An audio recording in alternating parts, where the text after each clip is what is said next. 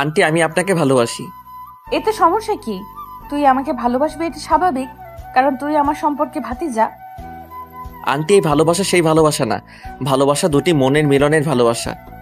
তুই কি বলতেছিস বুঝতে পারতেছি না। তুই আমাকে ভালোবাসিস, আমিও তোকে ভালোবাসি, তাই না? তুই আমার ভাতিজা, আমি তোর আন্টি, আমি তোকে ভালোবাসবো, তুইও আমাকে ভালোবাসতে পারিস, তাই না? আন্টি, আমি বলতেছি যে আমি আপনাকে ভালোবাসি, আমি আপনাকে বিয়ে করতে চাই। তোর মাথা কি ঠিক আছে? কি আবোল তাবোল কথা বলতেছিস? আমি তো সম্পর্কে আন্টি, আর তুই আমাকে বিয়ে করতে চাচ্ছিস? সমাজের লোকেরা কি বলবে এসব শুনলে? আমি তো তাদের কথা শুনতে চাই না, আমি আপনার মতামত জানতে চাচ্ছি। আমি আপনাকে ভালোবাসি, আপনি আমাকে উত্তর দেন। আমাকে বিয়ে করতে পারবেন না আপনি? তুই এখন তোর বাসায় চলে যা। আমার বাসায় তোকে আর কখনো আসতে হবে না, কারণ এটা কখনো সম্ভব না। আর দেখ, তুই আমার থেকে 2 বছরের ছোট, এটা কোনোভাবে সম্ভব না। তাহলে কি আপনি আমাকে একটু ভালোবাসেন না? আমাকে কি আপনার ভালো লাগে না? আমাকে কি ভালোবাসা যায় না? আমার কোনো সমস্যা আছে? এতক্ষণ তোর সাথে ভালোভাবে কথা বলতেছিলাম, তাই তুই এত কথা বলতে পারতেছিস। এখন যদি তুই আমার চোখের সামনে থেকে না চলে যাইস, তাহলে কিন্তু আমি তোর আব্বু আম্মুকে বিচার দিব এই বিষয় নিয়ে। নিলয় নাবিলার কোনো কথার জবাব না দিয়ে সেখানে দাঁড়িয়ে রইল, আর নাবিলার দিকে তাকিয়ে রয়েছে এক দৃষ্টিতে। নাবিলা ভেবে পাচ্ছে না নিলয় এরকম কথা বলে কিসের জন্য। তাদের মাঝে যদিও কোনো রক্তের সম্পর্ক নেই, কিন্তু সামাজিক একটা তো সম্পর্ক আছে, আর নিলয় তাকে যে কথাটা বলেছে এটা কখনোই সম্ভব না। নাবিলা কি করবে না করবে ভেবে পাচ্ছে না। নিলয়কে চলে যেতে বলতেছে, কিন্তু নিলয় চলে যাচ্ছে না। কি হলো? তুই এখানে দাঁড়িয়ে আছিস কিসের জন্য? এখান থেকে চলে যাচ্ছিস না কেন? বুঝতেছি না তো। আমি আপনাকে ভালোবাসি, আপনাকে বিয়ে করতে চাই। আপনি বোঝেন না কিসের জন্য? আমি সত্যি বলতেছি, আমার পক্ষে আপনাকে ছাড়া থাকা সম্ভব না। দেখ নিলয়, ভালোই ভালোই বলতেছি, এখন তো এখান থেকে চলে যা, না হলে কিন্তু ঝাড়ু পেটা করব। তুই প্লিজ এখান থেকে চলে যা, আমার রাগ ওঠার আগে। তার মানে কি আপনি আমাকে ভালোবাসেন না? আমি কিন্তু সত্যি আপনাকে ভালোবাসি, আমি কিন্তু আপনাকে ছাড়া থাকতে পারবো না। আমি দরকার হলে আব্বু আম্মুকে এই বিষয় জানাবো। আমি তোকে ভালোবাসি না, এখন তুই এখান থেকে চলে যা। আমার কোনো কিছু ভালো লাগতেছে না, এখন আমাকে আমার মতো থাকতে দে, একা থাকতে দে। আমাকে ভালোবাসলে সমস্যা কি? কেন আমাকে ভালোবাসা যায় না?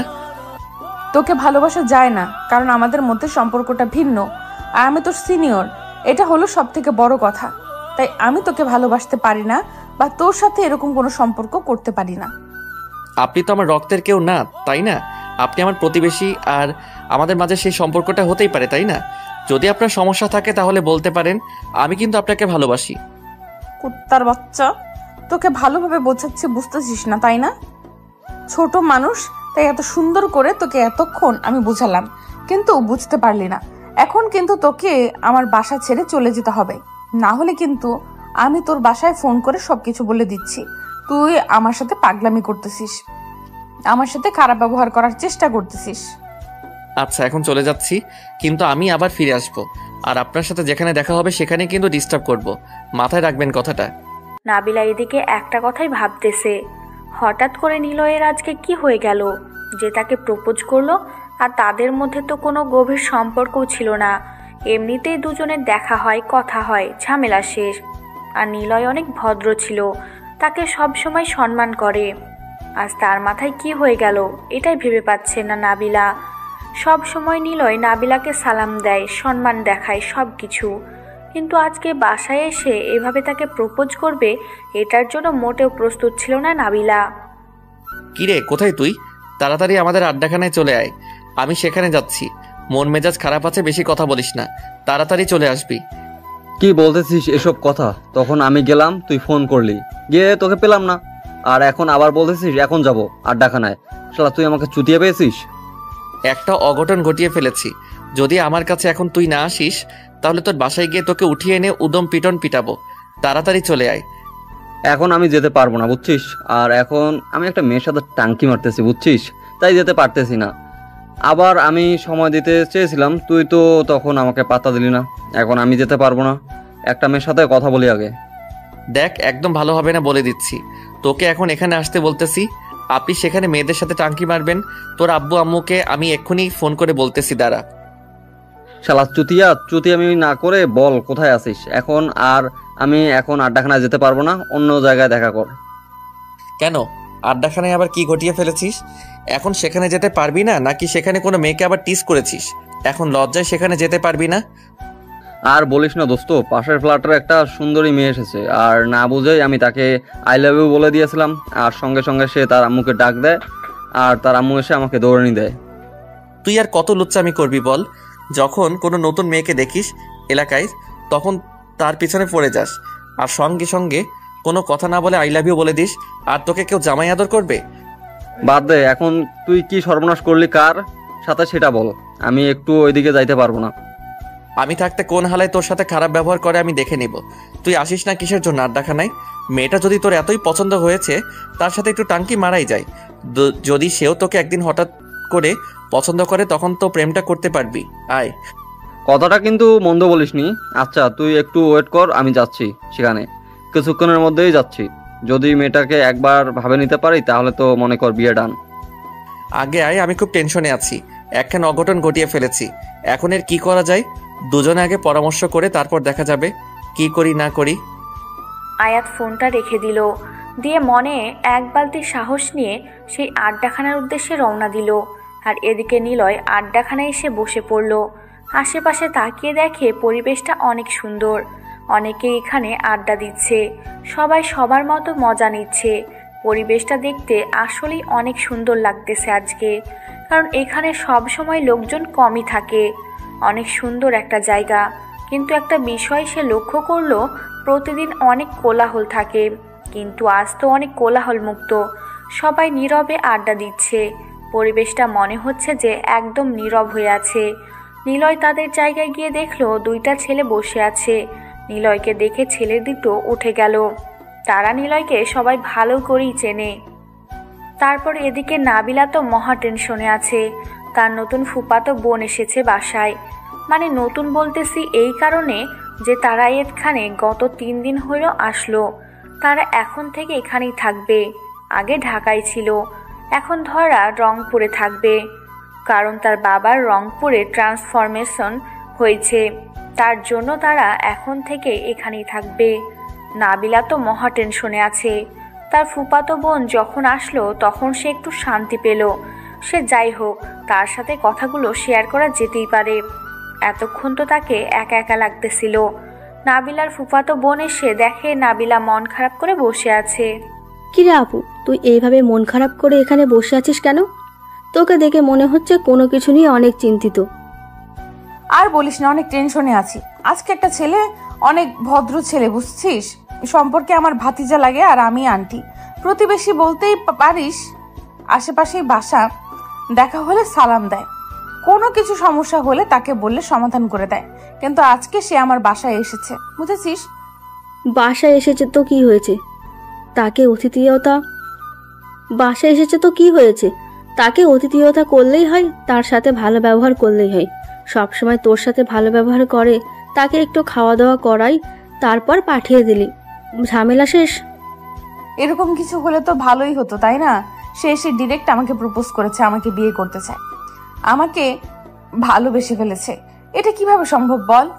আমি সম্পর্কে তার কি হই? আন্টি। আর সমাজের লোককে তো তুই ভালো করে জানিস। কি বলিস? এটা তো ভারী ইন্টারেস্টিং একটা কাহিনী। শোন আপু, আজকে আমার মন খারাপ ছিল, তোর এই কাহিনী শুনে আমার এখন অনেক হাসি পাচ্ছে। বিশ্বাস কর। তুই কি বলছিস এসব? এটা সত্যি নাকি? তুইও মেজাজ গরম করাবি না, বুঝছিস? মজা নিবি না। আমি আছি অনেক টেনশনে, কারণ ছেলেটা যেমন ভালো তেমন খারাপ, কারণ এলাকার সবাই তাকে ভয় পায়। আর আমি এটা নিয়ে অনেক টেনশনে আছি। আর সে যাওয়ার আগে আমাকে বলে দিয়েছে যে আমাকে যেখানে দেখে সেখানেই এসে এখান থেকে ডিস্টার্ব করবে। কেন এরকম করবে? কিসের জন্য? আর ছেলেটা দেখতে কেমন? তোর কি পছন্দ হয় নাই, নাকি অন্য কোনো সমস্যা আছে, নাকি তুমি অন্য কাউকে পছন্দ করো? এই ছেলেটা খারাপ বাজে, তার জন্য তাকে পছন্দ হয় না। সে তো তোর রক্তের কেউ না, তাই না? আসলে কথাটা হচ্ছে যে ছেলেটা আমার থেকে 2 বছরের জুনিয়র, আর আমি তার থেকে 1.5 বছরের সিনিয়র। আর আমাদের সম্পর্কটা, আর আমি তার আম্মুকে আপু বলে সম্বোধন করি আর তার আব্বুকে দুলাভাই বলে সম্বোধন করি। এখন তাদেরকে কিভাবে আমি শ্বশুর শাশুড়ি বলে সম্বোধন করব ভেবে দেখ ব্যাপারটা। ভারী ইন্টারেস্টিং কাহিনী তো। তোর জীবনে আপু দুলাভাই থেকে এখন শ্বশুর শাশুড়ি আর ভাতিজা থেকে এখন স্বামী, বাহ কি চমৎকার ঘটনা। এখান থেকে মজা নিতে বলতেছি না, এখানে বলতেছি সলিউশন দে আমাকে একটা। আমি কি করব, কি করলে আমি এর থেকে উদ্ধার হতে পারবো? ছেলেটাকে আমি অনেক বোঝালাম কিন্তু সে বুঝেও না বোঝার ভান ধরে চলে গেল। আমি কি করব বলো? আরে টেনশন করিস না, কয়েকদিন পর দেখবি ঠিক হয়ে যাবে। এখন হয়তো মাথায় কোনো ভূত চেপে বসেছে, তার জন্য তোর সাথে এরকম করেছে। কয়েকদিন পর যখন ঠিক হয়ে যাবে দেখবি যে কোনো ঝামেলাই থাকবে না। তুই ওই ছেলেকে চিনিস না? যেটা একবার জেদ করে সেটা সে হাসিল করে ছাড়ে। যেহেতু আমাকে ভালোবাসি কথাটা বলেছে, তার মানে তার থেকে সে ভালো না বেশে নিয়ে আমার জীবন থেকে তো যাবেই না কখনো। আর সব থেকে বড় কথা হচ্ছে আমি ফেঁসে গিয়েছি। কি বলতেছিস? ফেসে গিয়েছিস মানে? কি হয়েছে তোর আবার? কোথায় কি করলি যে ফেসে গিয়েছিস? ছেলেটাকে আমার অনেক ভালো লাগে। যদি সম্পর্কটা আমাদের অন্য কিছু হইতো তাহলে আমি তাকে নিজে থেকে প্রপোজ করতাম, বুঝছিস? ছেলেটা দেখতে এত পরিমাণ কিউট, আর কথা হচ্ছে এইটা এখন সে আমাকে ডিস্টার্ব করবে। আমি তো মেনে নিতে পারবো, কিন্তু সমাজের লোকের কথা ভেবে আমি অনেক টেনশনে আছি। তাহলে এই ব্যাপার। আচ্ছা, আমি বিয়ের ব্যবস্থা করার চেষ্টা করতেছি। আমি সবার সাথে কথা বলে দেখি। এখন বল কি হয়েছে? এত জরুরি তলব কিসের জন্য? আর কি ঘটনা ঘটিয়েছিস সেটা বল তো শুনি। কি এমন কাজ করেছিস তুই? তোর যে আন্টি আছে না, তাকে আমি প্রপোজ করেছি। আমি তাকে আমার বউ বানাতে চাই। কি আবল তাবল কথা বলতেছিস, বুঝতেছি না তো।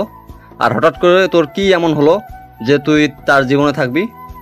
যেটা বলতেছি সেটাই। এখন বেশি কথা বলতে পারবো না। কথা হচ্ছে যে আমি তাকে ভালোবেসে ফেলেছি। এখন আমি তাকে আমার বউ বানাতে চাই। এটা কিভাবে সম্ভব? সে আমাদের সম্পর্কে আন্টি, আর সে আমাদের থেকে 2 বছরের সিনিয়র। সব কিছু ভুলে গিয়েছিস? আজকে তাকে প্রপোজ করে দিয়েছিস, সে কি উত্তর দিয়েছে? সে কি বলেছে সেটা বড় কথা না। বড় কথা হচ্ছে আমি তাকে ভালোবেসে ফেলেছি আর তাকে আমার বউ বানাতে চাই। তার মায়ায় আমি পড়ে গেছি। আমি নিজেকে এত কন্ট্রোল করেছি যে এরকম কিছু হবে না আমার দ্বারাই, কিন্তু আমি পারিনি। এভাবে হয় না, বুঝছিস? এভাবে কোনো কিছু সম্ভব না। সোসাইটি মেনটেন করতে হয়। আর তুই তো সোসাইটির কাউকে পাত্তা দিস না, সেটা আমি ভালো করে জানি। কিন্তু মেয়েটার অবস্থা একটু ভেবে দেখেছিস? তোর এইসব জ্ঞানমূলক কথা তোর কাছে রাখ, আমাকে বলতে আসিস না। বলতেছি না আমি তাকে ভালোবাসি। আমি বুঝলাম তুই তাকে ভালোবাসিস, কিন্তু একটা লিমিট আছে। তুই তোর লিমিট ক্রস করে যাচ্ছিস। সে তোর সম্পর্কে আন্টি, আর তুই তাকে কিভাবে ভালোবাসতে পারিস আমাকে বলতো। নিজের মনকে কি আর সেটা বোঝানো যায়? আমি তো নিজেকে অনেক কন্ট্রোল করার চেষ্টা করেছি। আমি নিজেকে কন্ট্রোল করেছিলাম, বাট আমার মনকে আমি কন্ট্রোল করতে পারিনি, তাই তাকে ভালোবেসে ফেলেছি। এটা কোনো কথা হলো? এটা তো সম্ভব না। বুঝিস না কিসের জন্য? আর সোসাইটির কথা একটু ভেবে দেখ, মান ইজ্জত বলতে কিচ্ছু থাকবে না। কেউ কোনো কথা বলার সাহস পাবে না। তুই শুধু দেখতে থাক, আমি তাকে ভালোবাসি, তাকে ভালোবাসবো। এখন তোর সাথে আমি পরামর্শ করতে এসেছি কিভাবে তাকে বিয়ে করব। আর তুই যদি এখন আমাকে সময় দিতে না পারিস তাহলে বল। তুই আমার বন্ধু, তোকে সময় দিতে না পারলে আমি কাকে সময় দিতে পারবো? আচ্ছা, তোর যদি মনে হয় যে সেই মেয়েটাকে তোর অনেক ভালো লেগেছে, তাকে তোকে বিয়ে করতেই হবে, দেখি ব্যাপারটা কোথা থেকে কোথায় নিয়ে যাওয়া যায়। আমি সবার সাথে একটু কথা বলি হালকা পাতলা। এখন তোকে কারোর সাথে কথা বলতে হবে না। আমি যখন তোকে কথা বলতে বলবো তখন বলবি। এখন চুপচাপ থাকবি, শুধু দেখবি। আচ্ছা, এখন তো বিকেল গড়িয়ে সন্ধ্যা হতে চলেছে। আজকের মতো তাহলে তুইও বাসায় যা, আমিও বাসায় চলে যাই। কালকে এই বিষয় নিয়ে নতুন কিছু ভাবনা চিন্তা করা যাবে। এটা নিয়ে তুই আবার মাথা ঘামাবি না। আমাকে নিয়ে তোকে টেনশন করতে হবে না, বুঝছিস? আমি আমাকে কন্ট্রোল করতে পারবো, কিন্তু তাকে ভালোবেসে ফেলেছি, এটা আমার কন্ট্রোলের বাইরে চলে গেছে। এখন তাকে আমার জীবনে লাগবে সারা জীবনের জন্য। তুই কি পাগল হয়ে গেছিস নাকি? এটা একটা সময় সাপেক্ষ ব্যাপার, বুঝতে পারিস না কিসের জন্য? এটার জন্য সময় লাগবে, আর তোকে তার জন্য সময় বের করতে হবে। আচ্ছা চল এখন তাহলে হোটেলে গিয়ে কিছু নাস্তা করি, তারপর তুই তোর বাসায়, আমি আমার বাসায়। কালকে সকালে তাহলে দেখা হবে। আয়াত নিলয়ের সাথে আর কোনো কথা বলল না। চুপচাপ আয়াত উঠে সেখান থেকে চলে গেল। এখন তারা দুজনে একসাথে কিছুক্ষণ হোটেলে আড্ডা দিবে, তারপর সেখানে কিছু খাবে, তারপর দুজন দুজনের বাসায় চলে যাবে। কিন্তু এদিকে নাবিল আর নীলা দুজনের মুখ গোমড়া করে বসে আছে। নাবিলার কথা শুনে নীলা তো পুরাই হতাশ হয়ে গিয়েছে। নাবিলা যেহেতু নিলয় নামের সেই ছেলেটাকে পছন্দ করে, তাহলে সমস্যাটাও তেমন কিছু না, কিন্তু সমস্যাটা হচ্ছে তাদের সমাজ আর তাদের সম্পর্কটা।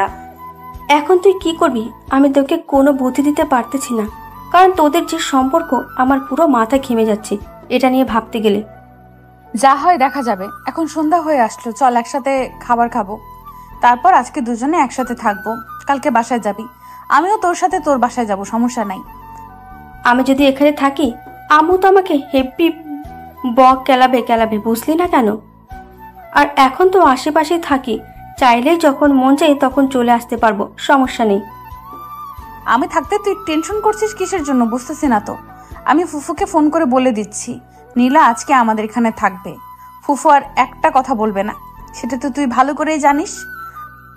আচ্ছা, তুই যদি কথা বলে ম্যানেজ করতে পারিস তাহলে আমার কোনো সমস্যা নেই। তাহলে তোর সাথে আরো ইন্টারেস্টিং কাহিনী শেয়ার করতে পারবো, তুই আমাকে তোর মনের কথাগুলো বলতে পারবি।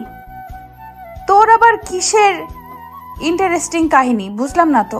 তুই আবার কোথায় কি করলি? আমি তো জানি তুই সাধু মেয়ে, তোর কোনো কাম নাই। আর বলিস না, আমরা তো পরশুদিন এখানে এসেছি, আজকে সকালে একটু বাইর হলাম। আর আমাদের বাসার সামনে তো জানিস একটা আড্ডা দেওয়ার মতো জায়গা আছে আমাদের বাসার সামনে। সেখান থেকে হুট করে একটা ছেলে আমাকে দেখে সরাসরি আমার সামনে এসে আমাকে আই লাভ ইউ বলে প্রপোজ করে দিল। কি বলিস, সত্যি তাই নাকি? ছেলেটা দেখতে কেমন রে? আর তোকে প্রথম দেখাতেই প্রপোজ করে দিয়েছে মানে তুই তার চোখে কত সুন্দর হতে পারিস একটু ভেবে দেখেছিস? আর কথা বলিস না, আমি তো অনেক ভয় পেয়ে গিয়েছিলাম। ভয়ে চিল্লানি দিয়া আম্মুকে ডাক দিয়েছি, আর আম্মু একটা ঝাড়ু নিয়ে এসে ছেলেটাকেই দৌড়ানি দিয়েছে। আমি এখনো ভেবে মনে মনে হাসি দিচ্ছি। আহারে বেচারা, তাকে আজকে কত সুন্দর করতে হয়েছিল, ঝাড়ুর বাড়ি খেতে হয়েছিল। আর শুন, তুই এত সুন্দর একটা পরিবেশে তোর আম্মুকে ডাকতে গেলি কিসের জন্য? আর বলিস না তো, এখানে এসেছি নতুন কাউকে চিনি না, কে কেমন আমি কি জানি, নাকি আর এই সমাজের লোকেরা কেমন সেটাও তো আমি জানি না। আমি তো ভয় পেয়ে গেছিলাম, তার জন্য ডাকতে বাধ্য হয়েছি। আচ্ছা হয়েছে, অনেক কথা তো বললাম, এখন চল সব কিছু শেষ করি। আর এখন এসব নিয়ে গল্প গুজব করা ঠিক হবে না। আম্মু যে কোনো সময়ে শুনে নিলে আবার নানা ধরনের প্রশ্ন করবে। আচ্ছা তাহলে এসব টপিক বাদ দে, এখন খাওয়া দাওয়া করি চল। আমার ক্ষুধা লেগেছে, তারপর ঘুমাবো। খুব ক্লান্ত লাগতেছে শরীরটা জানিস, বুঝতেছি না এখানে এসে থেকে নিজেকে অসুস্থ মনে হচ্ছে। নতুন পরিবেশে এসেছিস না, তাই এরকম লাগবে দু একদিন গেলে যখন আবহাওয়াটা একদম তোর সাথে মানিয়ে যাবে তখন আর কোনো সমস্যা হবে না। তারপর তারা দুইজন মামাতো বোন আর ফুপাতো বোন চুপচাপ খাওয়া দাওয়ার প্ল্যানিং করে ফেললো, কি কি খাবে রাতে। তারপর তাদের ইচ্ছে অনুযায়ী সব কিছু রান্না করলো এবং নাবিলা তার আম্মুকে রান্নার কাজে সাহায্য করলো। সাথে তো নীলা ছিলই। আর এইদিকে বেচারা নিলয় বাসায় এসে ঠিক মতো শুয়ে থাকতে পারতেছে না। বারবার নাবিলার কথা মনে পড়তেছে, কি করবে না করবে ভেবে পাচ্ছে না। তাকে যে কিভাবে নিজের ভালোবাসাটা বুঝাবে আর তাকে যে কিভাবে নিজের আপন করে নেবে সেটাই ভেবে পাচ্ছে না নিলয়। দেখতে দেখতে রাত পার হয়ে সকাল হয়ে আসলো। সকালে কোনো মতে নাস্তা করে নিল, বেরিয়ে পড়লো যে কোন প্রকারে হোক নাবিলার সাথে দেখা করতে হবে। সারা রাত নাবিলাকে স্বপ্নে এসে দেখেছে। নাবিলা সকালে উঠে ফ্রেশ হয়ে নাস্তা করলো, আর সাথে নীলা ছিল। তারপর নীলার আম্মু নাবিলাকে ফোন দিল, নীলাকে এখন যেন বাসায় দিয়ে আসে। নাবিলা সেটা নীলাকে বলে দিল, কারণ নীলার আম্মু নীলাকে ছাড়া এক মুহূর্ত থাকতে পারে না। সেটা ছোটবেলা থেকেই নাবিলা ভালো করেই জানে। এখন নাবিলা আর নীলা দুজনে ঘর থেকে বেরিয়ে পড়ল। এখন উদ্দেশ্য দুজনেই নীলার বাসায় যাবে। রাস্তায় বেরিয়ে পড়েছে। আর এই দিক থেকে নিলয় বাসা থেকে বাইকটা নিয়ে নাবিলার বাসার উদ্দেশ্যে আসতেছে। হঠাৎ করে নাবিলাকে সে রাস্তার মাঝখানে দেখতে পেল। আর এত সকালে রাস্তায় তেমন মানুষজন নেই। নাবিলা নিলয়কে দেখতে পেয়ে ভয়ে শেষ। এখন কি জানে কি হয় তার সাথে। ভয়ে সে শুকিয়ে গেল, কিন্তু নীলাকে বুঝতে দিচ্ছে না। নিলয় গাড়ি থেকে নেমে এসে নাবিলার সামনে দাঁড়িয়ে পড়ল। কি হলো, এত সকালে কোথায় যাচ্ছ? আর তোমার সাথে এই পেতনির মতো দেখতে মেয়েটাকে, তোমার পরীর মতো চেহারার সাথে এই পেতনির মতো চেহারাটা যায়, আমার সাথে যায় তোমার চেহারাটা। একটু নিজেকে সংযত রাখতে বলতেছি। তুই আমাকে তুমি করে বলতেছিস কিসের জন্য? লজ্জা শরম নাই? তাকে কি বলতেছিস? দেখো ব্যাপারটা এরকম, আমি তোমাকে ভালোবেসে ফেলেছি। এখন তুমি কি ভাবলে আমাকে নিয়ে? না ভাবলে আমার মাথা ব্যথা নেই। আজকে সারা রাত ঘুমাতে পারিনি। সারা রাত তোমাকে স্বপ্নে দেখেছি। তার কি হবে বলো? এখন এই বিষয়ে আমি তোমাকে কি বলতে পারি? আমি কি বলেছি তুমি আমাকে সারা রাত স্বপ্ন দেখো? আমি কি তোমাকে সেই অনুমতি দিয়েছি? আমি একটা জিনিস বুঝতে পারি না, মনটা আমার, চোখ দুটো আমার, পুরো মানুষটাই আমার, কিন্তু তারা কেউ আমার কন্ট্রোলে নেই কেন? কেন সবাই শুধু তোমাকে ভালোবাসে? দেখো সকাল হয়ে গিয়েছে, রাস্তায় এখন মানুষ চলে আসবে। আর এখন আমি আমার ফুফাতো বোনকে নিয়ে তার বাসায় যাচ্ছি। আশা করি আর কোনো প্রশ্নের উত্তর দেওয়া লাগবে না। এখন তুমি সাইডে চলে যাও, আমাকে আমার রাস্তায় যেতে দাও। গতকাল বলছি না ভালোবাসি, আজকে বলেছি ভালোবাসি। উত্তরটা দিবেন নাকি আমি অন্য কোনো রাস্তা খুঁজে বের করব তোমাকে আমার করে নেওয়ার জন্য? বলতেছি না এটা একটু বেশি বেশি হয়ে যাচ্ছে? আর তুই যদি আমার সাথে এরকম ব্যবহার করেছিস, আমি এখনই কিন্তু তোর বাসায় চলে যাব, কোথাও যাব না। তোর আব্বু আম্মুকে নালিশ দেব, তারপর যা করার তারা করবে। আমিও তো সেটাই যাচ্ছি, কারণ আমি তো সরাসরি তাদেরকে বলতে পারতেছি না তুমি যাও আমার বাসায়। আমি অনুমতি দিচ্ছি, তাদেরকে গিয়ে বলো, তখন বিষয়টা আরো সহজ হবে। দেখো তুমি এখনো ছোট বাচ্চা, তোমার এখনো বয়স হয়নি ভালোবাসার, বা এটাকে বোঝার মতো তোমার ক্ষমতা হয়নি। তাই বলতেছি, এসব নিয়ে নাটক করা বন্ধ করো, পড়াশোনায় মন দাও, জীবনে অনেক সুন্দর একটা মেয়ে পাবে। আমাকে দেখে মনে হয় যে আমি অন্য কোনো মেয়ের জন্য তোমাকে ছেড়ে যেতে পারবো? আমার চোখের দিকে তাকিয়ে কথা বলো, আমার চোখের দিকে তাকাও বলতেছি। কথাটা বলে নিলয় নাবিলার হাত ধরল আর এমন চোখ করেছে, নাবিলা একদম শেষ। নীলা তো কি বলবে, নীলা ভয়ে নাবিলার পিছনে গিয়ে দাঁড়িয়ে পড়ল। আর নীলার বুঝতে বাকি নেই এটাই সেই ছেলে। আর নাবিলা যেটা বলেছিল, আসলেই দেখতে ছেলেটা অনেক হ্যান্ডসাম। নাবিলা ভয়ে শ্বাস বন্ধ করে আছে, কোনো কথা বলার সাহস পাচ্ছে না। আর নীলা তো ভয়ে 2 হাত দূরত্ব বজায় রেখেছে। নিলয় নাবিলার হাত এমন শক্ত করে চেপে ধরে রেখেছে, হঠাৎ করে নিলয় নাবিলার সাথে যেটা করলো তার জন্য নাবিলা মোটেও প্রস্তুত ছিল না। নাবিলা ভেবেছিল যে জাস্ট হাতটা ধরেছে, কিন্তু হাত ধরে যে এরকম একটা কাণ্ড করবে নিলয়, সেটা বুঝতেই পারেনি নাবিলা। প্লিজ নীলা ছেড়ে দে, রাস্তায় মানুষ দেখলে মান ইজ্জত কিচ্ছু থাকবে না। আমি সবার সামনে কলঙ্কিনী হয়ে যাব। প্লিজ আমাকে নষ্ট করিস না তুই। নষ্ট করলাম কোথায়? শুধু একটু ভালোবাসা দেখালাম আর তোমাকে কিছু শিক্ষা দিলাম, কারণ তুমি তো আমার ভালোবাসা বোঝার চেষ্টা করতেছো না। অত্যাচার তো তোমাকে সহ্য করতে হবে। প্লিজ ছেড়ে দে, সবাই দেখে নিলে আমি কলঙ্কিত হয়ে যাব। আমি এই পৃথিবীতে বেঁচে থাকতে পারবো না। প্লিজ তুই আমার সাথে এরকম করতেছিস কিসের জন্য? আমি তো সম্পর্কে আন্টি। কিসের আন্টিকে? আমি তো ভালোবাসি আপনাকে, বউ মানি। এখন থেকে আন্টি সম্পর্ক বাদ, এখন থেকে আপনি আমার বউ, এটাই মাথায় রাখবেন সব সময়। এবার কিন্তু সত্যি বেশি বেশি হয়ে যাচ্ছে। এবার কিন্তু তোমার পরিবারকে আমি জানাতে বাধ্য হব। তুমি এরকম পাগলামি করতে পারো না আমার সাথে। আচ্ছা, আমি তো আপনাকে পারমিশন দিয়ে দিয়েছি তাই না? আর আপনাকে সম্মান দিয়ে কথা বলতেছি। যেহেতু আপনি আমার সিনিয়র বউ, তার জন্য আপনাকে সম্মান দিয়ে কথা বলতেই হবে আমাকে, না হলে এটা কেমন হয় না? তোকে আমি দেখে নিব। তুই আমার সর্বনাশ করতেছিস, তাই না? তুই আমার সাথে এরকম করতে পারিস না। আমি তোর নামে পুলিশের কাছে মামলা করব। আপনার যা খুশি করতে থাকেন, কিন্তু দিন শেষে আপনাকে আমার বউ হতে হবে। আন্টি যখন বউ আর সম্পর্ক, যেহেতু আমাদের আন্টি এবং ভাতিজা, তাই ওইসব ভুলে যান। সেটাতে কোনো রক্তের সম্পর্ক ছিল না। প্লিজ নিলয়, আমাকে এখন ছেড়ে দে। আমার সাথে আমার বোন যদি বাসায় বলে দেয়, আমাকে বাসা থেকে বিয়ে দিয়ে দিবে। সেই কথা আগে বলবা না যে তোমার সাথে আমার হবু শালিকা আছে? তাহলে তার সাথে একটু খুনসুটি দুষ্টুমি করতাম।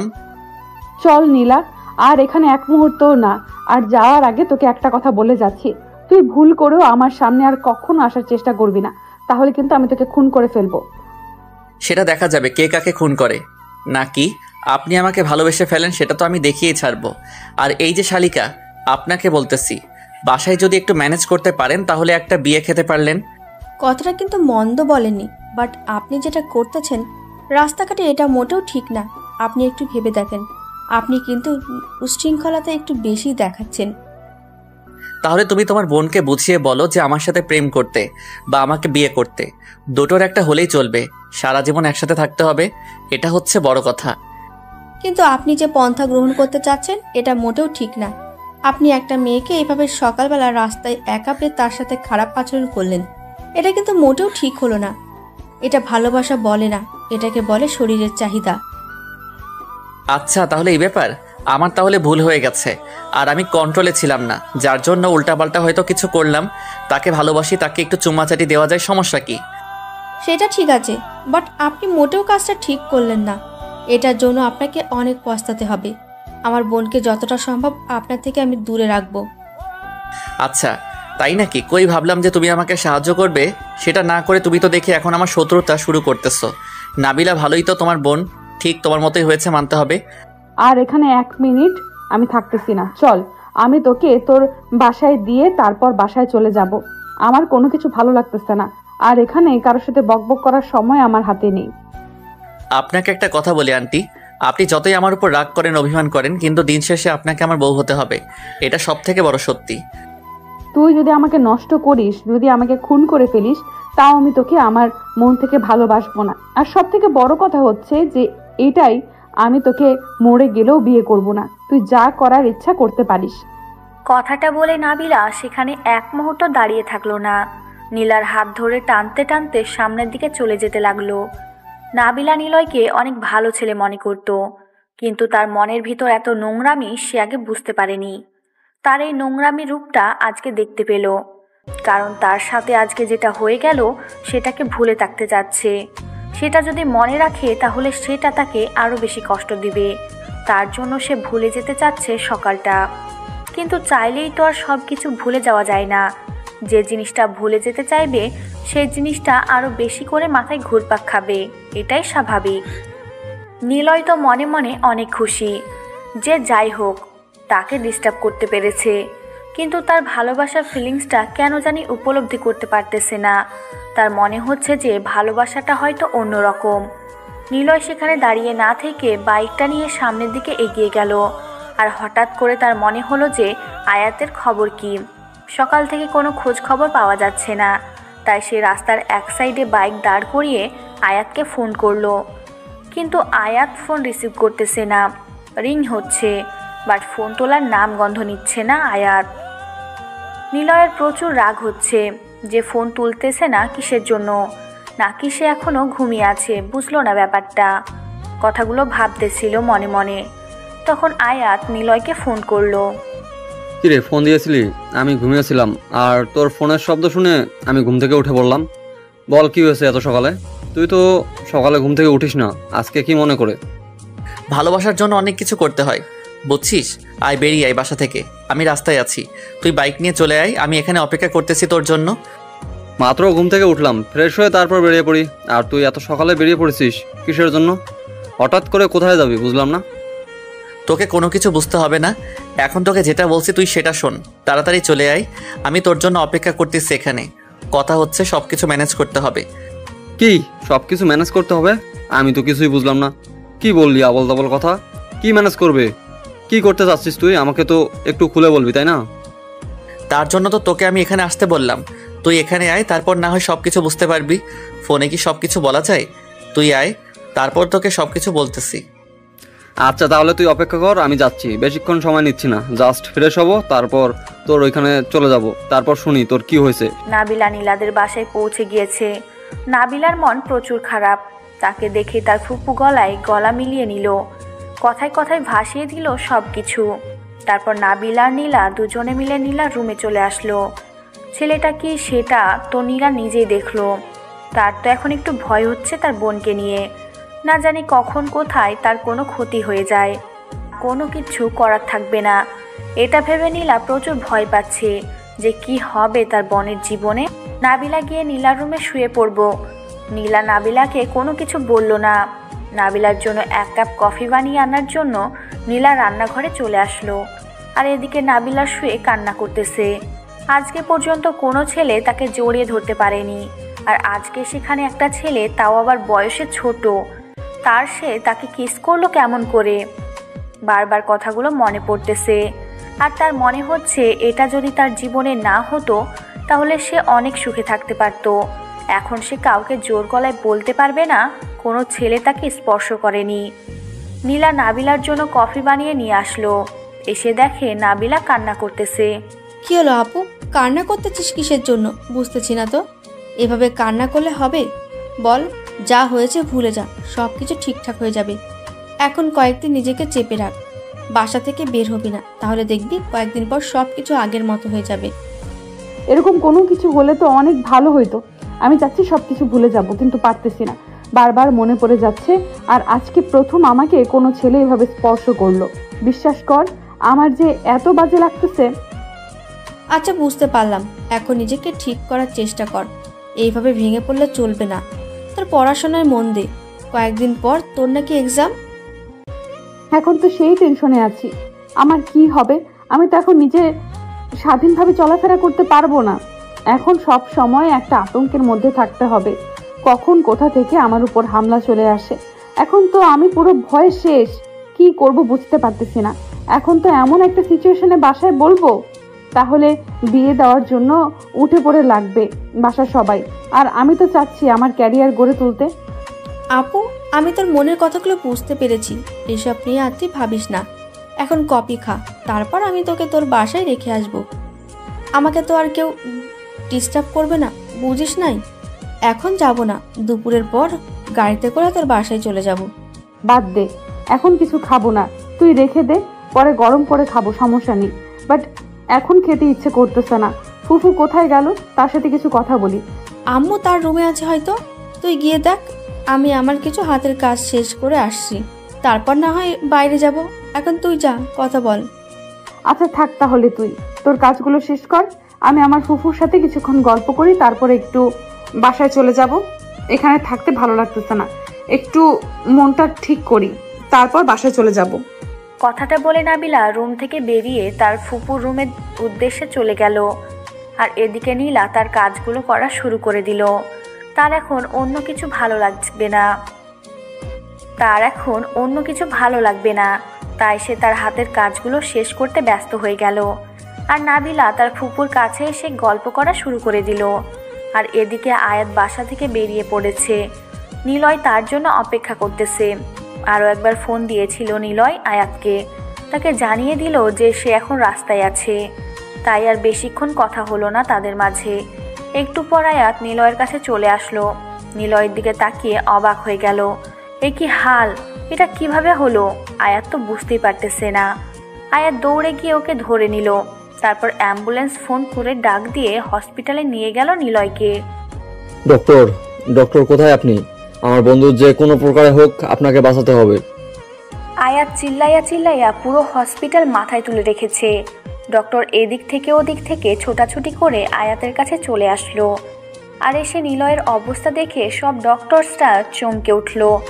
তারপর ডক্টর নিলয়কে তাড়াতাড়ি অপারেশন থিয়েটারে নিতে বলল। আর ডক্টরের কথা অনুযায়ী নার্স সেই হিসেবে কাজ করা শুরু করলো। নিলয়ের অপারেশন শুরু হয়ে গেল। আর আয়াত বাসার সবাইকে খবর দিয়েছে যে নিলয়ের অ্যাক্সিডেন্ট হয়েছে। বাসার সবাই ছোটাছুটি করে হসপিটালের উদ্দেশ্যে চলে আসলো।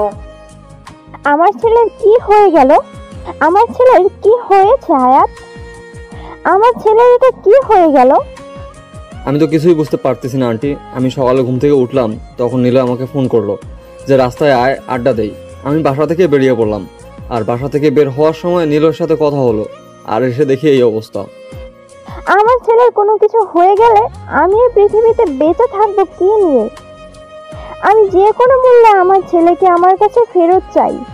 ডক্টর কই? ডক্টররা কি বলেছে আমার ছেলের ব্যাপারে? এত উত্তেজিত হবেন না আন্টি, আপনি একটু নিজেকে কন্ট্রোল করুন, শান্তভাবে বসে থাকেন। ডক্টর অপারেশন থিয়েটারে গিয়েছে, নিলয়কে তারা বের হলে আমাদের খবরটা জানতে পারবো। এটা আমার ছেলের সাথে কি হয়ে গেল? আমি কি নিয়ে বেঁচে থাকবো? আমি থাকতে পারবো না।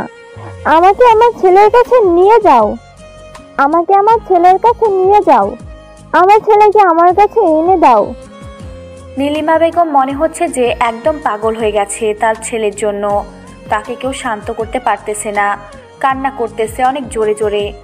অনেক মানুষ ভিড় জমাইছে সেখানে, দাঁড়িয়ে দেখতেছে নীলিমা বেগম এর কর্মকাণ্ড। কিন্তু এদিকে মায়ের মন কি মানে?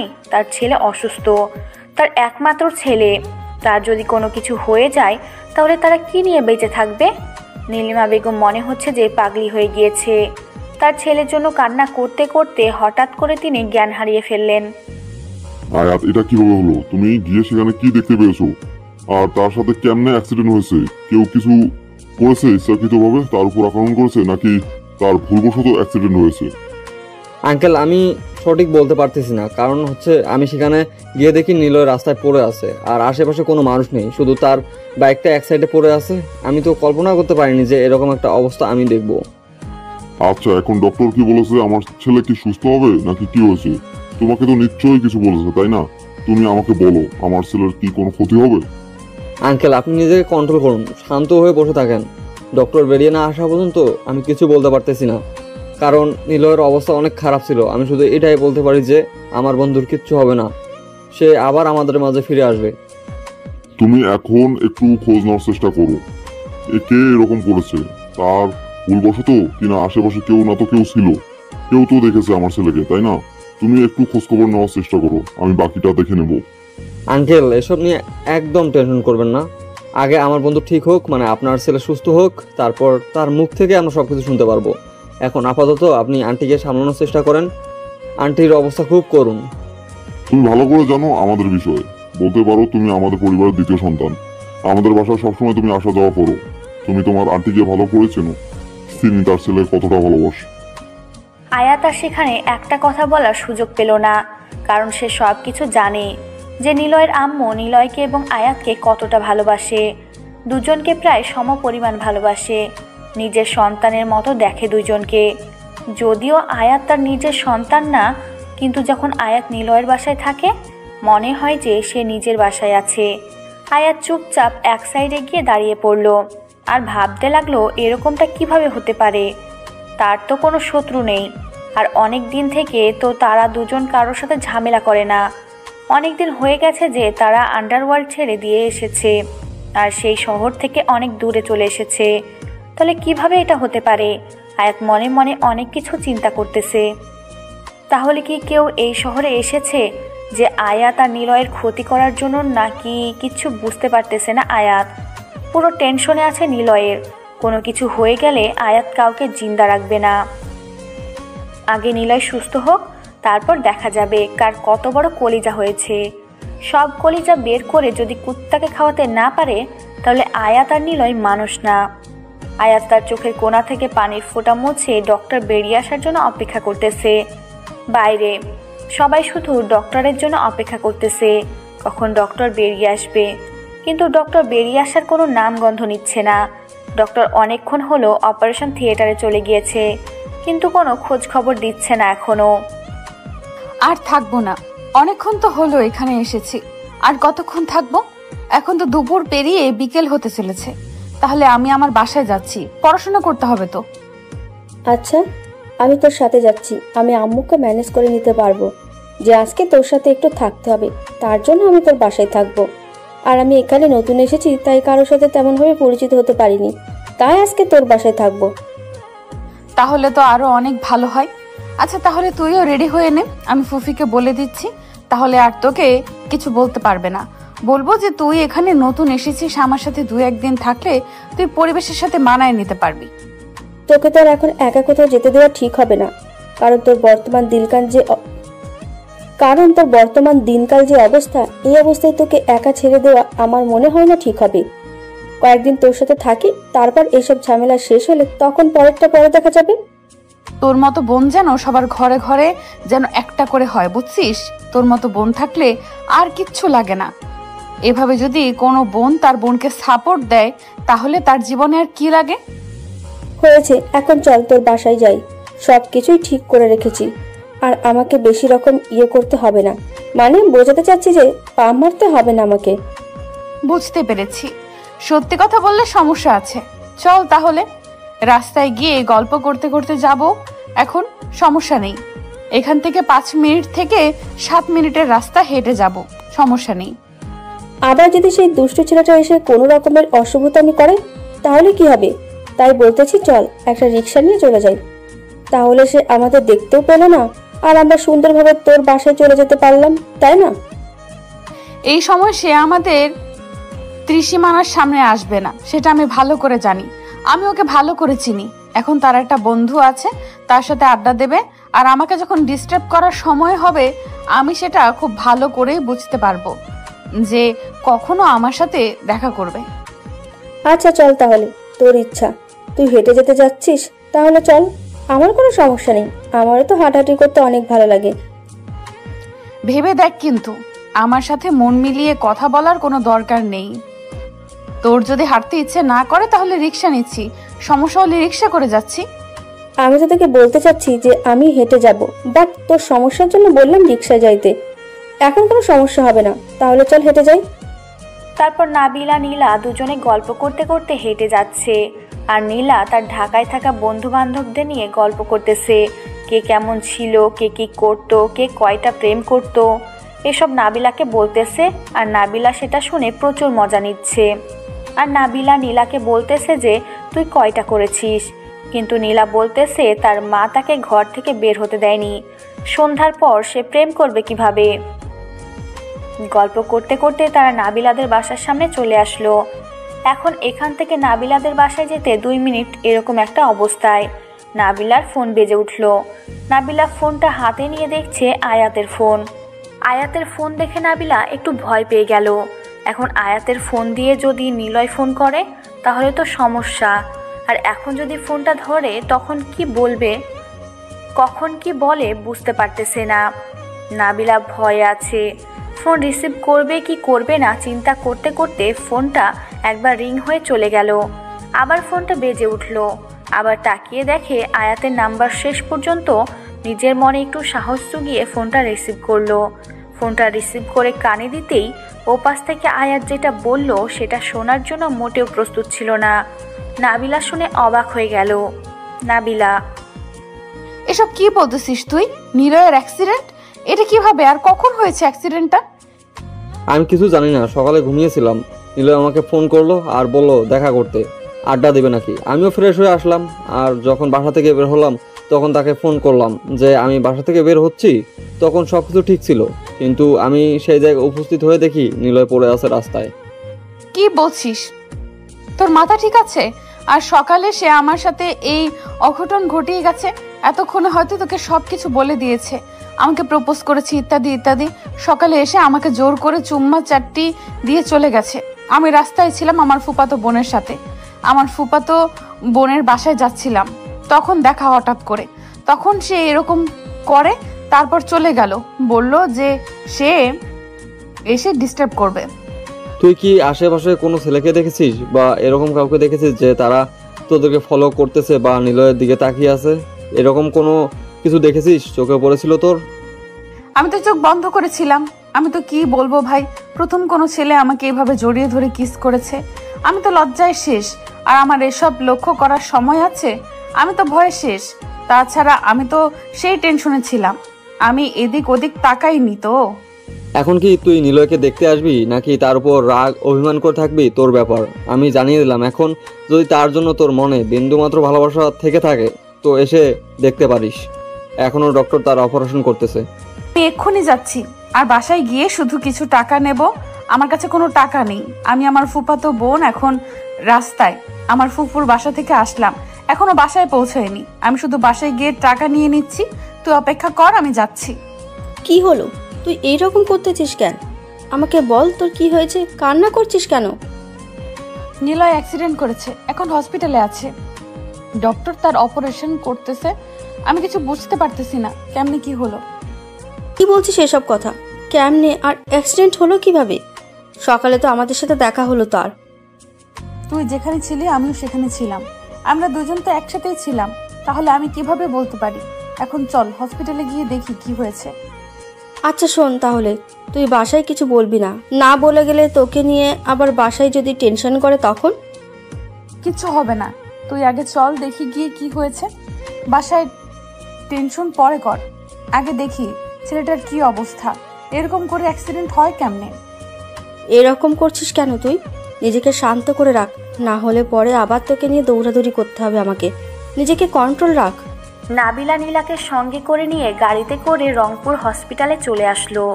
নাবিলা হসপিটালে এসে দেখছে অনেক মানুষ সেখানে বসে আছে। নাবিলা আয়াতকে খুঁজতে লাগলো, কারণ নাবিলা আয়াতকে ছাড়া এখানে আর কাউকে চেনে না।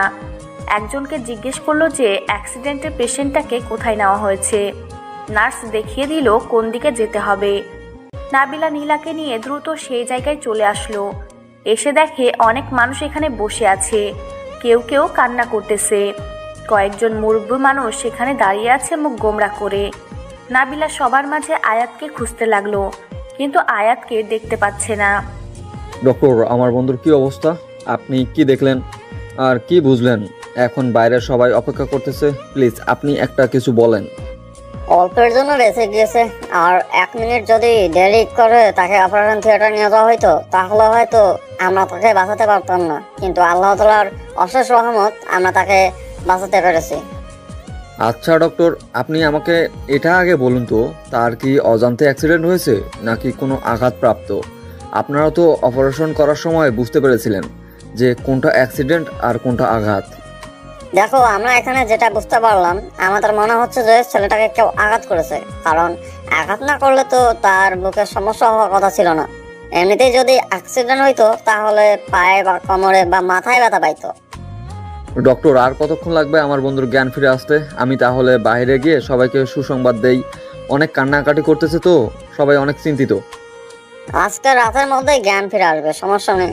মনে হচ্ছে তাকে একদম পুরোপুরি মেরে ফেলতে চেয়েছিল, কিন্তু আর একটুর জন্য বেঁচে গিয়েছে। আর একটু লেট হলে তাহলে শেষ। ডক্টর, ধন্যবাদ আপনাকে আমার বন্ধুকে এই পৃথিবীতে বেঁচে থাকার জন্য সাহায্য করার জন্য, আর আল্লাহ তাআলার কাছে লক্ষ কোটি শুকরিয়া, আলহামদুলিল্লাহ। আচ্ছা, তাহলে আপনি এখন বাহিরে গিয়ে সবাইকে জানিয়ে দেন যে রোগী এখন পুরোপুরি ঠিক আছে। আমরা কিছুক্ষণ পর পেশেন্টকে কেবিনে শিফট করব, তখন দেখতে পারবে। আয়াত ডক্টরের কথা মতো সেখান থেকে বেরিয়ে আসলো। আয়াত ভিতরে চলে গিয়েছিল। তার প্রচুর টেনশন হচ্ছিল এতক্ষণ ধরে। ভিতরে কি করতেছে ডাক্তারদেরকে গান দেখিয়ে ভয় দেখিয়ে ভিতরে গিয়েছিল। তারপর ভিতর থেকে খবরটা নিয়ে বাহিরে আসলো। শান্তশিষ্ট স্বভাবে আর আয়াত আর নিলয়ের যে অন্ধকারের একটা গ্রুপ আছে সেটা কেউ জানে না বাহিরের। তাদের পরিবার, তাদের বন্ধু বান্ধব কেউ জানে না। শুধু এটা আয়াত আর নিলয়ের মধ্যেই সীমাবদ্ধ। আয়াত অপারেশন থিয়েটার থেকে বের হয়ে এসে দেখে সবাই অনেক টেনশন করতেছে। নিলয়ের আম্মু বসে এখনো কান্না করতেছে। তাহার জ্ঞান ফিরে এসেছে আবারও। আয়াতকে দেখতে পেয়ে নিলয়ের আম্মু আয়াতকে সে আবার জড়িয়ে ধরে কান্না করতে লাগলো। তার ছেলের কি হয়েছে না হয়েছে সেটা জানতে চাচ্ছে। ডক্টর তাকে কি বলল না বলল, আর এখনো কেন অপারেশন থিয়েটার থেকে বের হচ্ছে না। তার ছেলের কি কোনো কিছু হয়ে গেল নাকি, এরকম করতেছে কেন, তাকে সব জিজ্ঞেস করতেছে। আয়াতকে পাগলের মতো নিলয়ের আম্মুকে জড়িয়ে ধরলো। তারপর তার কানে কানে বলল যে তার ছেলে একদম পুরোপুরি ঠিক আছে, তার কোনো সমস্যা হবে না। এই কথা শোনার পর নিলয়ের আম্মু আয়াতকে ছেড়ে দিয়ে আয়াতের হাত শক্ত করে মুষ্টিবদ্ধ করে ধরে একটু মুচকি হাসি দিল। সত্যি বলতেছো? আমার ছেলে ঠিক আছে? আর কি হয়েছে তার? ডক্টর তোমাকে কি বললো? আমি দেখেছি তুমি ডক্টরকে বলে ভিতরে প্রবেশ করেছিলে। আর আমার ছেলের কি অবস্থা এখন? আমার বন্ধুর অবস্থা এখন অনেক ভালো। সে খুব তাড়াতাড়ি ফিরে আসবে আমাদের মাঝে, আর রাতের মধ্যে জ্ঞান ফিরে আসবে। তাই তাকে নিয়ে কোনো টেনশন করার কিচ্ছু নেই। আর সে অন্যমনস্ক হয়ে দাঁড়িয়েছিল তো, তাই হঠাৎ করে পিছন থেকে গাড়ি এসে লাগিয়ে দিয়েছে। দেখে শুনে পাগলটাকে রাস্তায় পার হতে বলেছি, তাও রাস্তার মাঝখানে দিয়ে দাঁড়িয়ে পড়েছিল, তাই না? সুস্থ হয়ে উঠুক, তারপর কি বোঝাবো যে এভাবে অন্যমনস্ক হয়ে রাস্তার মাঝে দাঁড়িয়ে থাকার সাহস কি করে হয় তার। আচ্ছা আন্টি, তাহলে এখন আর টেনশন করিয়েন না, এখন গিয়ে বসে থাকেন। একটু পর জ্ঞান ফিরে আসলে তখন আমরা সবাই তার সাথে গিয়ে কথা বলতে পারবো। আর আপনি চাইলে এখন গোসল করে নিতে পারেন। আর আপনি যদি খুব অসুস্থ হন তাহলে গিয়ে একটু গোসল করে নামাজ পড়ে তারপর হসপিটালে আসেন। তুমি একদম ঠিক বলেছো। আচ্ছা, তাহলে তুমি এখানে অপেক্ষা করো, আমি গিয়ে গোসল করে নামাজটা পড়ে আমার ছেলের জন্য দোয়া করি, সাথে তোমার জন্য, কারণ তোমার মতো একটা বন্ধু আছে আমার ছেলের জীবনে। আচ্ছা তাহলে আপনি এখন যান, আমি এদিকটা সবাইকে বলে দিচ্ছি, না হলে সবাই তো অনেক টেনশনে করতেছে। সবাইকে বলে দেই, টেনশন মুক্ত করিয়ে দেই, তারপর আপনার সাথে গিয়ে বসে গল্প করব। আচ্ছা বাবা, তাহলে তুমি এখানে থাকো, আমি গেলাম এখন। আর একটু পর তোমার সাথে দেখা করতেছি। তুমি এখানেই থাকবে, কিন্তু কোথাও যাবে না আমি না আসা পর্যন্ত। আর কি খেয়েছো না খেয়েছো, তোমার তো চেহারা দেখেই বোঝা যাচ্ছে সকাল থেকে না খেয়ে আছো। একদম টেনশন করবেন না আমাকে নিয়ে, আমি খেয়েছি, সমস্যা নেই। আপনি যান, গোসল শেষ করেন, নামাজ পড়ে আসেন, আমি আপনার জন্য এখানে অপেক্ষা করতেছি। আমি এখান থেকে কোথাও যাচ্ছি না। কথাটা বলে নীলিমা বেগম সেখান থেকে চলে গেল। আর আয়াত সামনের দিকে এগিয়ে এসে সবাইকে সুখবরটা দিয়ে দিল যে নিলয়ের কোনো কিছু হয়নি, একদম ঠিকঠাক আছে, তার অপারেশন ঠিক মতোই হয়েছে। এখন একটু পর তাকে কেবিনে নিয়ে যাওয়া হবে, তখন গিয়ে সবাই দেখতে পারবে। সবাই আয়াতের কথা শুনে নিজের দেহে যেন প্রাণ ফিরে আসলো। বিশেষ করে আসাদ চৌধুরী তার ছেলের এই রকম খবর শুনে অনেক টেনশন মুক্ত হলো। আসাদ চৌধুরী হাসপাতাল থেকে বেরিয়ে গেল, কারোর সাথে কোনো কথা বলেনি। আয়াতকে শুধু বলে গেল যে একটু পরে ফিরে আসবে। কোথায় জানি গেল, আর আঘাত সেদিকে তোয়াক্কা করলো না, কারণ এখন একটু ব্যস্ত থাকতেই পারে। আয়াত সামনের দিকে তাকিয়ে দেখে নাবিলা সেখানে দাঁড়িয়ে আছে।